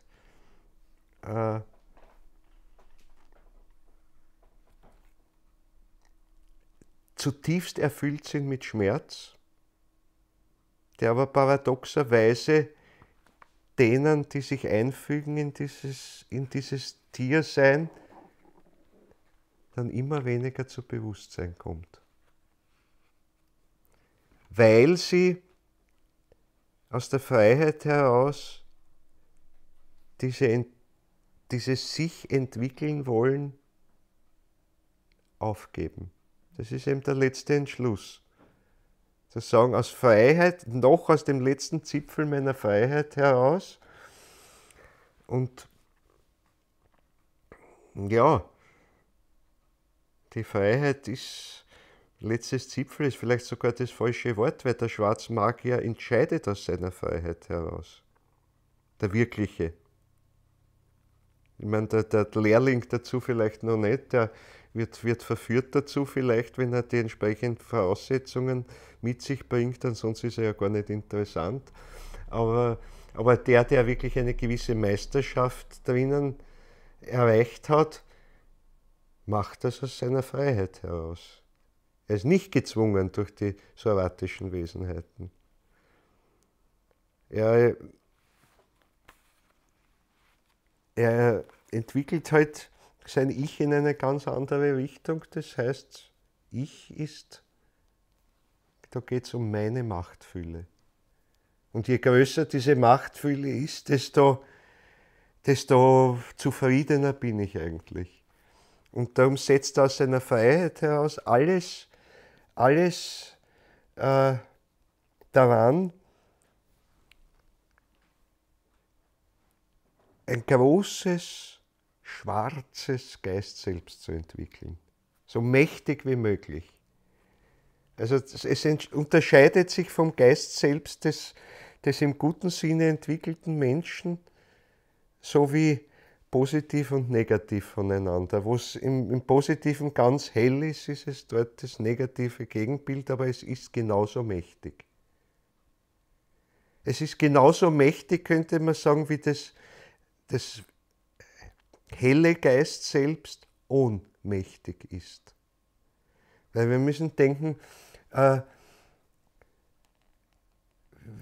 je mehr wir an unserem seelischen Arbeiten, an unserem astralischen Arbeiten, sozusagen zu Geist selbst wird, so entwickelt sich darin eine Kraft, die immer mehr und immer mehr bereit ist, vollkommene Rücksicht auf die Freiheit aller Menschen zu nehmen. Ja, sogar also noch weiter zu gehen, zu sagen, wir haben die Aufgabe, diese Freiheit auch für andere Wesen, sogar für Menschen, also für Wesen, die über uns stehen, fruchtbar zu machen.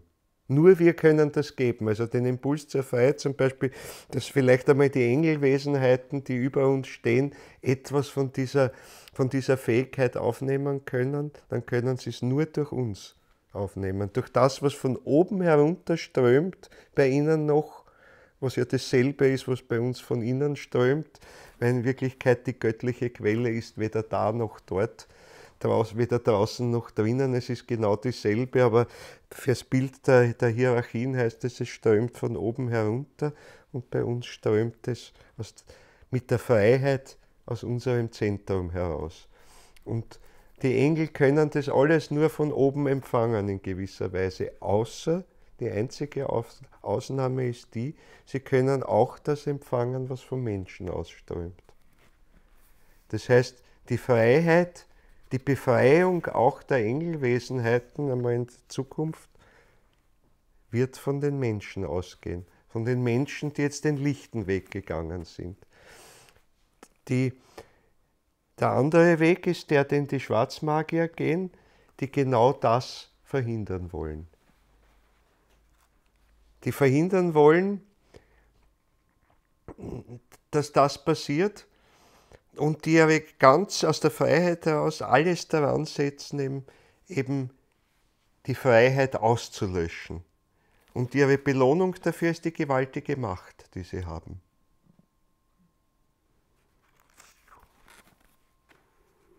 Diese Macht, die sie dann eben ganz ausüben im Dienste, also unter dem absoluten Kommando natürlich, wenn man das so ausdrücken will, der soratischen Wesenheiten, also sie fügen sich ein in deren Weltenplan. Dort könnte man wirklich von einem Weltenplan im klassischen Sinn sprechen. Also jedenfalls zielen diese soratischen Wesenheiten darauf ab, darüber haben wir schon gesprochen, eigentlich eine im ihren Sinne perfekte Welt zu schaffen. Aber das heißt eine Welt, die einen Idealzustand darstellt, wo alles funktioniert, jede Wesenheit ihren fixen Platz hat und der kann sich aber auch nicht mehr ändern. Jeder ist dann ein Rädchen in dem Ding und jeder erfüllt seine Aufgabe. Und die Maschinerie, ich brauche bewusst das Bild der Maschinerie, die funktioniert wie geölt. Und es ist natürlich eine sehr, sehr dynamische Maschinerie. Sie hat alle möglichen Zaubertricks auf sich. Also man darf sich das nicht so wie eine Uhr vorstellen oder so eine einfache Uhr, nur die Zeiger, die kreisen ewig herum. Jeden Tag dasselbe, es tut sich nichts Neues, sondern es ist ein so komplexes Getriebe, sage ich mal, geistiges Getriebe, dass da sehr wohl immer wieder scheinbar Neues, Erstaunliches entsteht, aber eigentlich ist es alles vorherberechenbar drinnen. Alles ist angelegt drinnen, von Haus aus. Also eine Welt, in der im Grunde nichts Unvorhersehbares mehr passieren könnte. Und die soratischen Wesenheiten wären natürlich, also die Spitze der soratischen Wesenheiten, die einzigen, die den vollen Überblick über den Gesamtplan hätten. Aber jeder einzelne Schwarzmagier zum Beispiel, der da drin ist, hat einen Überblick über seinen Plan. Er hat das Wissen über seinen Teil, den er ausfüllt und den eben mit absoluter Macht. Das gibt ihm das Gefühl der Machtfülle, das komplett kontrollieren zu können. Also das heißt, Menschen, die so einen Kontrolltrieb haben, sind sehr geeignet, sich in das soratische Fahrwasser zu geben, die einfach immer drin haben, ja, aber warte, ich muss schauen, muss genau aufpassen, dass alles so funktioniert, wie ich mir das gedacht habe. Und wenn da einer nicht spurt drinnen, der stört meinen Plan, macht den plötzlich einmal wieder unberechenbar, das lasse ich nicht zu. Und ich muss das ständig kontrollieren, habe kein Vertrauen zu dem, was unten ist, sondern ich gebe meine Befehle. Und vertraue darauf oder kann darauf bauen, dass der genau die Kräfte hat, die dazu passen, diese Aufgabe, die ich ihm gebe, zu erfüllen. Und so geht es Stufe für Stufe weiter. Aber man darf sich das nicht jetzt vorstellen als eine Welt, die nicht funktioniert. Es ist auch nicht einmal wirklich ein Chaos in unserem Sinn, sondern sie ist überperfekt geradezu. Und sie ist trotzdem berechenbar, sie ist endlich damit in gewisser Weise. Also, weil irgendwann erschöpft sich's und das würde sich ewig das Gleiche wiederholen, auch wenn das jetzt endlose Zeitläufe sind. Aber es gibt in dieser Welt keinen, Gott sei Dank haben wir nicht, Sorat sei Dank, in dieser Welt keine neuen Einschläge mehr, die alles durcheinander bringen. Das ist nämlich das, was die soratischen Wesenheiten am meisten fürchten, am meisten hassen, dass diese schöpferischen Einschläge jetzt nicht nur kommen da von einer Gottheit da oben, die sie gerne selber wären, sie sind so eine Art, wollen eine Gegengottheit sein sozusagen, aber da sind jetzt noch namentlich eben die Menschenwesen drin, aus denen etwas Unvorhersehbares aus jedem Einzelnen hervorbrechen kann, eine Katastrophe. Ein Zahnrädchen, das sagt, ich will jetzt, aber die eine Zacke soll länger sein und die andere kürzer. Die ganze Maschinerie, es ist ein Bild jetzt natürlich, aber die ganze Maschinerie kann nicht mehr funktionieren oder meine hat ein Schnörkel drinnen. Katastrophe, kann ich nicht zulassen. Die müssen genauso sein, wie sie auf dem Platz zu sein haben. Ende. Da gibt es nichts anderes. Und also daher in gewisser Weise fürchten sie den Menschen, weil der wirklich freie, schöpferische Mensch würde diese Welt ganz durcheinander wirbeln und nimmt ihnen eigentlich was weg. Weil alles, was wir schöpferisch umgestalten, ist sofort entzogen damit den Zugriff der soratischen Wesenheiten. Also wo immer wir schöpferisch tätig sind, nehmen wir ihnen etwas weg. aus dem. Und wo wir einfach nur mehr reproduzieren zum Beispiel, füttern wir sie. Ist Teil auch unserer Kultur, jetzt muss auch so sein. Ich meine, ja, selbst wenn wir jetzt die Sendung aufzeichnen und dann kann man es 10-mal, 100-mal, 1000-mal abspülen, eigentlich ist es auch Futter für diese Wesenheiten. Auch. Also dem entkommen wir gar nicht einmal. Nur wir müssen dann sagen, ja okay, man kann sich das nachher noch einmal anschauen, aber eigentlich es zählt immer nur das, was jetzt hier passiert, der Impuls, den ihr aufnimmt. Und wenn es jetzt jemand später anhört, wenn er es so aufnimmt, dass er schöpferisch was macht und nicht sagt, warte, bitte, damit sage ich jetzt nichts gegen die Transkription, ich schreibe das jetzt auf, Wort für Wort und das lerne ich jetzt sozusagen auswendig und jetzt weiß ich, wie das ist und nur so soll es sein, dann füttere ich die da unten. Wenn ich sage, das sind spannende Anregungen, aber es kommt darauf an, was tue ich damit. Wie sage ich sozusagen, wie setze ich es im Leben um? Und das gibt mir nur Anregung dazu. Dann arbeite ich den soratischen Wesenheiten entgegen. Also so kleine, unscheinbare Dinge sind es einfach, wo wir immer wieder, also überall dort, wo wir etwas individuell ergreifen und schöpferisch umgestalten, dort treten wir an gegen die soratischen Wesenheiten. Wirklich, also gegen die ärgste Front treten wir da an. Und auf dem Weg helfen wir unter Umständen noch den anderen Widersachern, die abkommandiert wurden und die eigentlich zurück wollen, nur selber nicht einmal wissen, wo sie hin zurück wollen, weil sie es vergessen haben. Es ist sozusagen aus ihrem Gedächtnis gelöscht, weil sie einfach nicht zugreifen können auf die Welt, aus der sie gefallen sind oder aus der sie abkommandiert wurden. Aber sie können wieder dorthin kommen. Und dann, eben weil sie in der Auseinandersetzung mit den Menschen unheimlich viel lernen können, dann werden sie die Ersten sein, ich habe das schon gesagt, die die Freiheit entwickeln können. Weil die haben sie auch nicht, die Widersacher haben es auch nicht. Auch der Luzifer, wenn man sich so denkt, in den Mysterien, dann ja, irgendwie klingt das so menschlich, ja, der Luzifer hat diese Intention, dieses will er machen, dieses. Ja, eigentlich kommt er wie ein ganz freies Wesen vor. Beim Luzifer ist ein bisschen ein Hauch sowieso schon am Anfang da. Aber das eigentliche, wirkliche, dass diese Freiheit aufblüht, das kommt durch den Menschen. Durch den Menschen, der freiwillig jetzt sich und bewusst mit ihm auseinandersetzt und ihm sozusagen den richtigen Weg weist. Dann zündet am ersten bei den luziferischen Wesenheiten die wirkliche Freiheit. Bei den arimanischen ist es schon ein bisschen schwieriger, die sind schon ein bisschen verbohrter. Die sind eigentlich schon ziemlich in so einen Mechanismus hineingeraten und erst recht die asurischen Wesenheiten.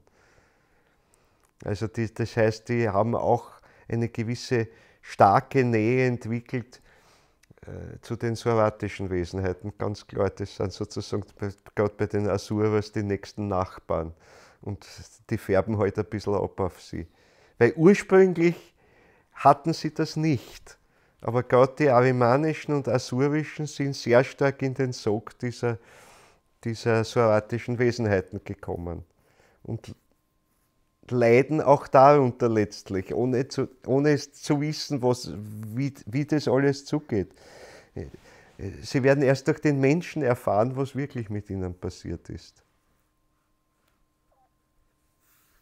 Und sie werden es erfahren dadurch, dass der Mensch ihnen den Weg zur Erlösung eröffnet. Ja, da haben wir noch einen weiten Weg vor uns und das hat noch Zeit, wird nicht so schnell passieren. Aber wir können viele dieser Wesenheiten erlösen, ansonsten gehen die halt auch alle mit in das soratische Reich. Die es nicht schaffen, beziehungsweise wo wir es nicht schaffen, sie herauszuführen, die gehen auch dort mit. Also das heißt, es wird diese 8. Sphäre, die sich dann einmal wohl bilden wird, eben weil wir die soatischen Wesenheiten selbst nicht erlösen können. Die gehen sicher diesen Weg. Ich meine, es kann sein, dass sie letztlich aus der ganzen Entwicklung so ausscheiden, wie sie vorher hineingekommen sind. Dann würden sie gar nichts mitnehmen. Also wenn alle Menschen angenommen verweigern würden, letztlich dorthin mitzugehen, dann hätten sie verloren. Dann hätten sie also eine lange, lange Entwicklung mitgemacht und würden am Ende genau wieder dort stehen, wo sie am Anfang waren. Aber es ist halt zu befürchten, dass doch einige, hoffe ich, nur Menschen mitgehen in dieses Reich und damit aber auch eben dann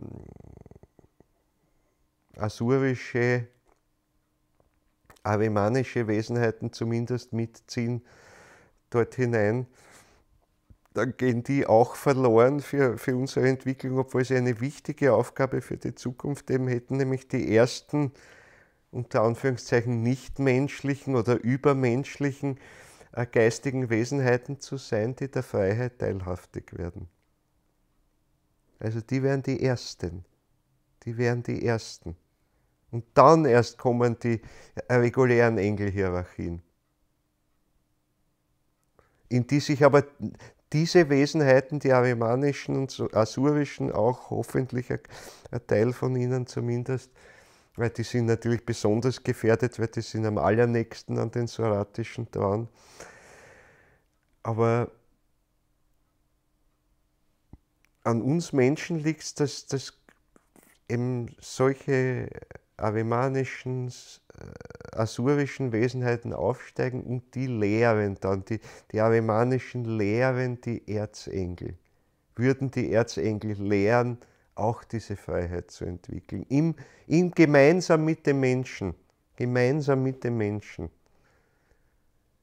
würden sie es lernen. Und das verändert die ganze Welt der geistigen Hierarchien über uns. Und das heißt, in der Zukunft wird es einmal anders ausschauen. Ja, das wird nicht schon am Ende der Erdentwicklung sein und auch noch nicht am Ende des neuen Jerusalem, also der nächsten kosmischen Verkörperung. Ende des Venus-Zustandes, wenn wir über die berühmte 666 hinweg sind, könnte es so richtig in Schwung kommen. Da könnte es so richtig in Schwung kommen. Vorher werden es Einzelne sein, es werden die als erstes halt unter den Erzengeln sicher die großen, die führenden Erzengel sein, die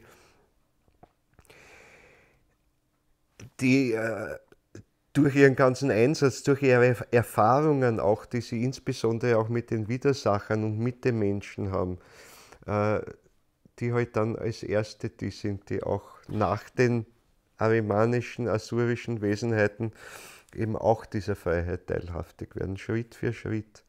Und wo dann wirklich also eine immer breitere Schar von geistigen Wesenheiten entsteht, zu denen dann eben auch wir Menschen gehören. Ich meine, wir Menschen stehen, wenn wir uns regulär entwickeln, also regulär heißt, ich schlafe nicht ein beim Reden, hoffe ich, aber jetzt musste ich gehen kurz, dass wir Menschen eben auf der nächsten planetarischen Entwicklungsstufe, also auf dem neuen Jerusalem, im Grunde Engelstufe oder eine den Engeln vergleichbare Stufe erreichen, nur wir sind ganz anders eben als die jetzigen Engel dann. Man muss eben unterscheiden immer zwischen den Wesenheiten und den Hierarchiestufen. Man kann sich das so wie eine Treppe oder was oder eine Pyramide vorstellen, wo man hochklettert und die jetzigen Engelwesenheiten stehen halt eine große Stufe über uns und während der nächsten kosmischen Verkörperung werden die jetzigen Engel eine Stufe höher steigen und wir sind dann auf der Stufe, auf die sie jetzt stehen. Wir steigen auf diese Stufe hinauf. Also das, ja, und eben die Engelwesenheiten, Erzengelwesenheiten und so weiter, die also in sehr enger Beziehung zu uns stehen, also namentlich eben der Schutzengel, wenn man so will, also die Engelwesenheit, die uns jetzt seit unserer ersten Inkarnation auf Erden begleitet, um uns zu unterstützen, ja, wie soll ich sagen, den Überblick zu behalten über unsere Inkarnationen, weil wir es halt aus dem Ich-Bewusstsein noch lange nicht können oder viele noch nicht können, die also in enger Beziehung zum Menschen steht, die aber unmittelbar dadurch auch immer wieder miterlebt, was ist das mit der Freiheit des Menschen? Ich kann das zwar nicht, aber ich kann das vom Menschen lernen. Die das am unmittelbarsten spüren. Und wozu auch sich Folgendes zu bedenken ist, wir befreien und geben den Engelwesenheiten nämlich jetzt schon einen gewissen Luftraum, je mehr wir die Aufgaben, die jetzt noch der Schutzengel für uns erfüllt, je mehr wir die selbst übernehmen. Ich glaube ich, öfters schon, also ich habe gesehen, es ist jetzt schon 9 Uhr, aber wir haben ein bisschen später angefangen, weil vorher so ein langes Vorgespräch war. Also erlaubt mir noch bitte ein paar Minuten beim eigentlichen Thema zu sein.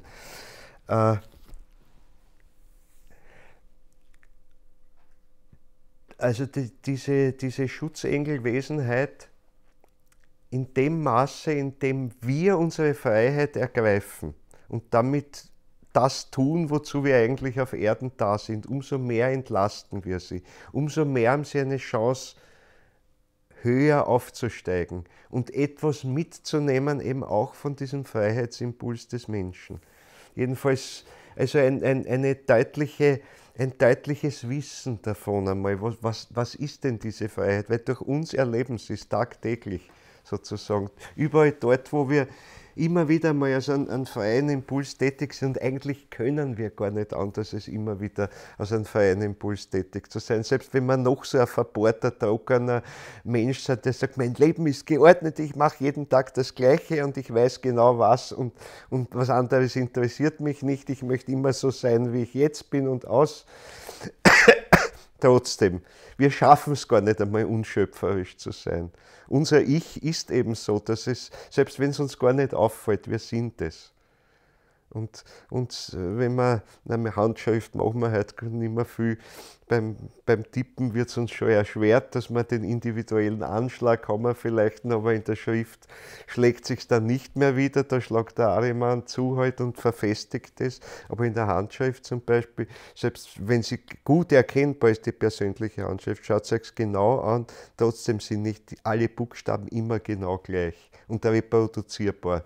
Sondern sie haben immer wieder, zwar sofort wiedererkennbar, aber eine kleine Nuance ist anders. Und da lebt die ganze Seele und das ganze schöpferische Ich des Menschen drin, in diesen winzigen Abweichungen drinnen. Und wenn ich erst recht so tolle Übungen mache, wie sie Steiner vorschlägt, ja, versuch einmal ganz bewusst eine Handschrift zu ändern. Versuch, eine andere Handschrift dir zuzulegen. Das ist schwer, weil wir viel in der Gewohnheit drinnen haben. Und die Spielerei dadurch sehr klein geworden sind. Aber versuch einmal eine andere Handschrift dir anzuüben, anzueignen. Probeweise. Es muss ja nicht bleiben. Schon alleine sowas zu üben, das ist eine ganz tolle Sache. Also, aber wir können das im Kleinen, wie gesagt, tun wir es unbewusst immer. Wir können gar nicht anders. Wir sind eben nicht so präzise, wie es ein Computer oder ein Drucker kann, der halt den Buchstaben, außer er ist ein bisschen dreckig drinnen oder so, dann macht er vielleicht ein bisschen da ein Fleckerl mehr, ein Fleckerl dort. Aber es ist fast identisch. Ganz geht ja in der physischen Welt nicht. Wirklich exakte Kopien gehen ja in unserer Erdenwelt gar nicht, interessanterweise. Wie sagt das? Ich glaube, der Leibniz ist das so schön, der das sagt. Also, wenn zwei Dinge vollkommen identisch sind, sind sie ein und dasselbe Ding. Also alles, was es in unserer Welt geben kann, wenn man sagt, es gleicht ein Ei wie das andere. Ja, aber eben mit den kleinen Unterschieden, die drin sind. mehr gleichen als ein Ei dem anderen geht nicht. Auf dem ersten, zweiten, dritten Blick schauen sie gleich aus. Aber das eine ist ein bisschen größer, das andere ein bisschen kleiner, ein bisschen dicker, ein bisschen dünner. Vom Inneren rede ich gar nicht. Wirklich identisch sind sie nicht. Es gibt keine identischen Kopien in unserer Welt hier. Wenn es die gäbe, dann wäre es das geistige Urbild. Das bleibt gleich, aber das bleibt dann letztlich auch nicht gleich, weil im Zug der Evolution verändern sich die Eier auch. Und werden irgendwann mal anders sein, als sie heute sind und waren in der Vergangenheit anders. Also da ist alles in Bewegung in unserer Welt. Und das können wir hineinbringen. Aber das Große ist also die Engelwesenheiten, denen wir nicht helfen, höher zu steigen, weil wir uns selber nicht entwickeln wollen, also möglichst wenig selber tun wollen und nicht die Aufgaben übernehmen, die wir eigentlich schon von ihnen übernehmen sollten, die ziehen wir herunter. Die ziehen wir herunter. Und da besteht die große Gefahr, dass die in das Reich der Widersacher hineingezogen werden und damit letztlich in allerletzter Konsequenz also in den Sog der soratischen Wesenheiten kommen, in denen sie von selbst sonst nie kommen würden. Und die regulären Engel eigentlich, die sind in keiner Gefahr, jetzt von den luziferischen, arimanischen, asurischen Wesenheiten irgendwie in die Gegenrichtung gezogen zu werden, also nach unten gezogen zu werden. Von sich aus haben sie keine Gefahr. Das Einzige, was sie hinunterziehen kann, sind wir. Wir ketten sie nach unten und wir verbinden sie sozusagen mit diesen Wesenheiten dadurch. Durch uns erleben sie so etwas wie eine Art schwere Wirkung, könnte man sagen, indem sie also dorthin gezogen werden und dann tatsächlich eben sich in die Reihe der Widersacher einfügen und im Extremfall sogar wirklich in dieses soratische Reich mitgehen könnten. Also das betrifft insbesondere die Engelwesenheiten im kleineren Sinn, also Engelhierarchien ist ja alles bis zu den Seraphim hinauf, also darüber ist dann nur mehr die Trinität, aber im engeren Sinn sind die Engel, die Erzengel und die Urengel. Die sind ja ganz eng verbunden mit unserer Menschheitsentwicklung, die haben uns begleitet von Anfang an, weil sie selber die Menschheitsstufe durchgemacht haben auf früheren kosmischen Verkörperungen unserer Erde. Und die können wir durch unsere Versäumnisse hinunterziehen. Also den Schutzengel sozusagen, wenn man will, also den uns leitenden Engel, der für uns also die Aufgaben übernimmt, die geistigen, die wir noch nicht können, den können wir hinunterziehen. Wenn wir den hinunterziehen, dann wird die Erzengelwesenheit, zu der diese Engelwesenheit sich zugehörig fühlt, auch zurückgehalten, weil die sollte längst schon unterstützt werden von der Engelwesenheit. Aber nein, geht nicht, weil sie wird gebraucht durch den Menschen unten. Der Mensch lässt sie nicht los. Und er lässt sie dadurch nicht los, dass er einfach verweigert, gewisse Kräfte zu entwickeln, die jetzt an der Zeit wären. Dann ziehen wir sie hinunter und das geht weiter auf die Erzengel und das geht im schlimmsten Fall weiter bis in den Bereich der Urengel. Und es gibt ja aus allen diesen drei, die jetzt die Widersachermächte, die wir haben, die luziferischen Wesenheiten sind in ihrem Ursprung nach gefallene Engelwesenheiten. Die arimanischen Wesenheiten sind sozusagen gefallene Erzengelwesenheiten und die Asuras sind gefallene Urengelwesenheiten, wenn man es so nennen will. Und sie sind es deswegen, weil sie eben eng mit unserer Menschheitsentwicklung zusammenhängen. Und das kann sie in der Zukunft gewaltig verschärfen. Also in allen diesen Bereichen, auch in den Bereichen der jetzigen Engel, Erzengel, Urengel, könnte es passieren, dass durch den Einfluss des Menschen, wenn er also eine andere Entwicklung, eben nicht die Entwicklung zur Freiheit hin, sondern die Entwicklung zu den soratischen Mächten hin anstrebt, dann können welche von dort in die Reihe der Widersacher hineingezogen werden. Also Und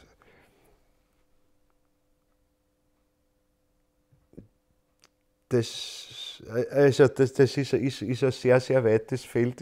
Ich erinnere euch nur an eine meiner Lieblingszeichnungen, will ich nicht sagen, aber eine eigentlich erschütternde Zeichnung von Steiner, die sehr, sehr schwer zu entziffern ist, wenn man nicht dazu sagt, worum geht es da eigentlich. Es ist ein weißer Kreidekreis und dann ist ein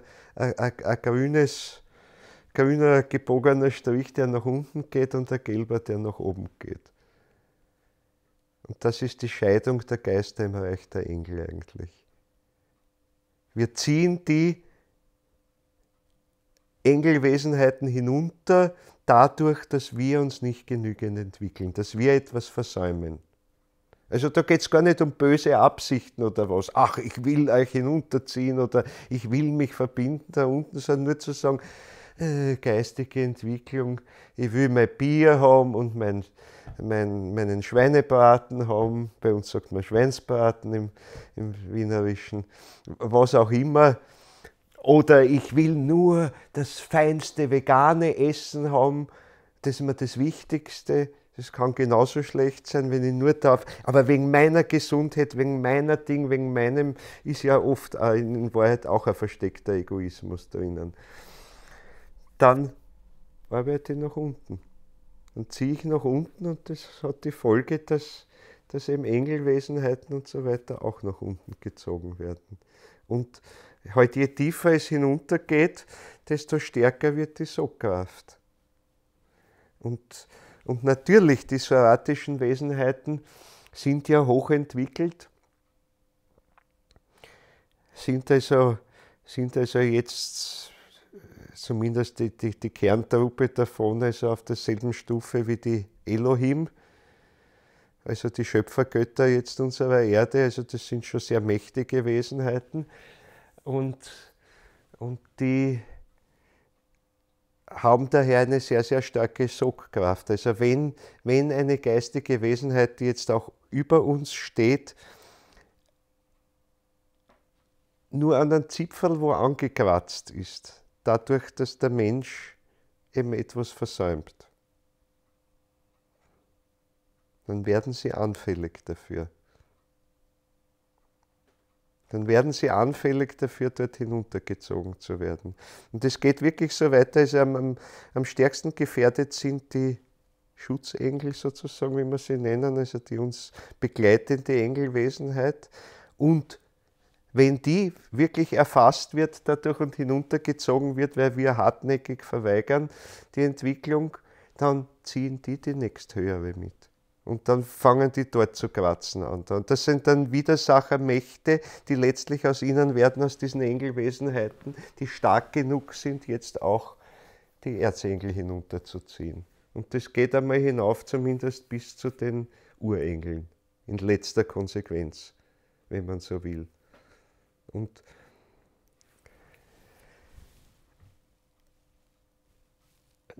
alle diese Dinge hängen also jetzt mit diesem Abgrund zusammen und darum ist der, ja, wie soll ich sagen, düsterer, dunkler, gefährlicher, als man so aufs erste Lesen sich denkt. Wenn wir sehr viel zwischen den Zeilen lesen, dann sieht man also, dass da wirklich die Weltentwicklung im Großen in Gefahr ist. Und dass also die Entwicklung ganz anders weitergehen könnte.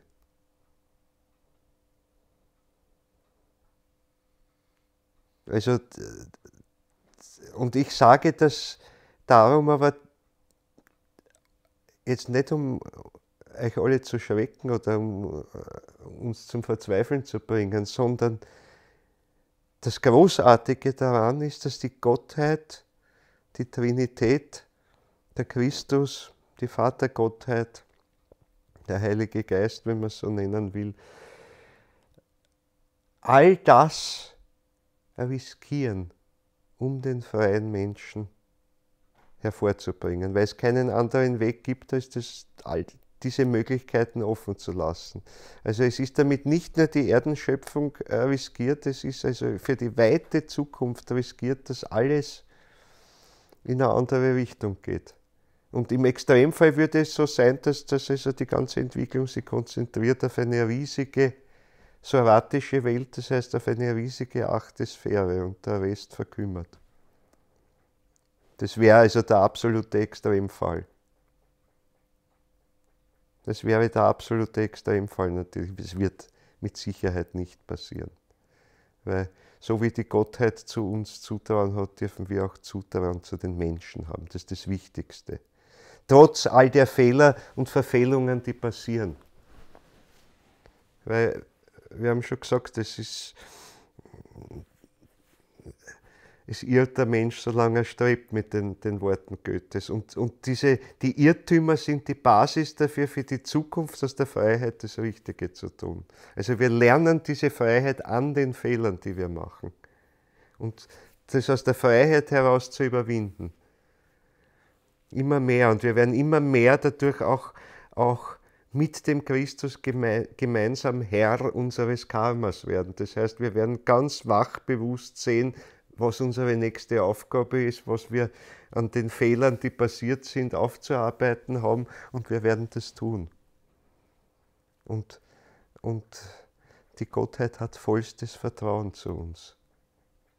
Sie hat im Grunde sich so in die Ohnmacht begeben, dass sie das Schicksal der ganzen Schöpfung im Grunde so gesehen in unsere Hände legt, weil wir entscheiden, wie weit es gut gehen kann oder wie weit es vielleicht ganz daneben geht. Das liegt in unserem Ich drinnen. Also das menschliche Ich ist etwas völlig Neues, völlig Einzigartiges, und im Vergleich zum Ich, das auch die Elohim hatten, die so weit über uns stehen, sie hatten alles das nicht. Sie hatten diese Freiheitsmöglichkeit überhaupt nicht. Und von den Engelwesenheiten, darunter brauchen wir nicht reden, aber auch die über den Elohim stehen, haben sie nicht. Und was mit der Schöpfung des Menschen einfach bezweckt, ist ein blödes Wort, aber was der Wunsch der Gottheit ist oder der Wille der Gottheit ist, die Möglichkeit zu schaffen, eben dass im Grunde die ganze Hierarchienwelt eine andere wird dadurch. Sich verwandelt, dass letztlich die ganzen Hierarchien der Freiheit, dass die Freiheit für sie zugänglich wird. Also eine völlig neue Welt, aber damit, dass das so im großen Stil kommt, damit gehen wir wirklich schon hinaus über die 7 kosmischen Entwicklungsstufen, von denen wir gesprochen haben. Da gehen wir zumindest schon in eine 8. Stufe hinein, eine 8.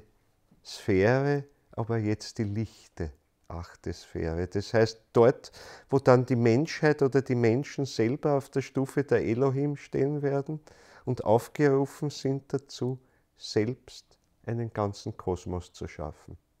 So wie es die Elohim mit unserer Welt getan haben. Aber ein Kosmos, der ganz anders ist, weil er aus der absoluten Freiheit heraus der Wesenheiten gestaltet ist, die es dann machen, eben wir, wenn wir dieses Ziel erreichen.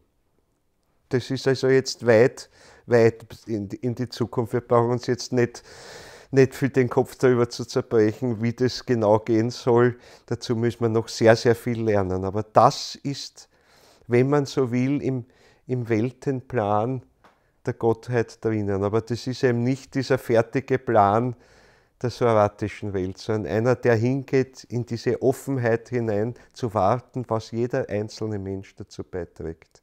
Dort geht die Zukunft hin. Aber damit möchte ich es jetzt wirklich gut sein lassen für heute. Ich danke euch fürs Dabeisein. Ich hoffe, dass der wirkliche Vortragstext auch wieder so im Rahmen der 2 Stunden ungefähr ist. Für die lieben Leute vor allem auch das transkribieren müssen. Und irgendwann wird es dann sehr, sehr schwierig, mühsam, wenn es so lang ist. Bis zum nächsten Mal. Danke, meine Lieben. Ja, jetzt muss ich euch schnell noch einmal sehen. Habt eine schöne Woche, kommt durch die heiße Zeit durch. Bis zum nächsten Mal. Dankeschön. Baba. Danke, lieber Wolfgang. Servus Wolfgang, grüß dich. Danke, danke Michaela, servus. Dankeschön. Bis zum nächsten Mal. Gute Nacht. Gute Nacht, gute Nacht. Alles Liebe. Danke, François. Good night, Sarah. Good night. Good night. So, ich bin draußen. Baba.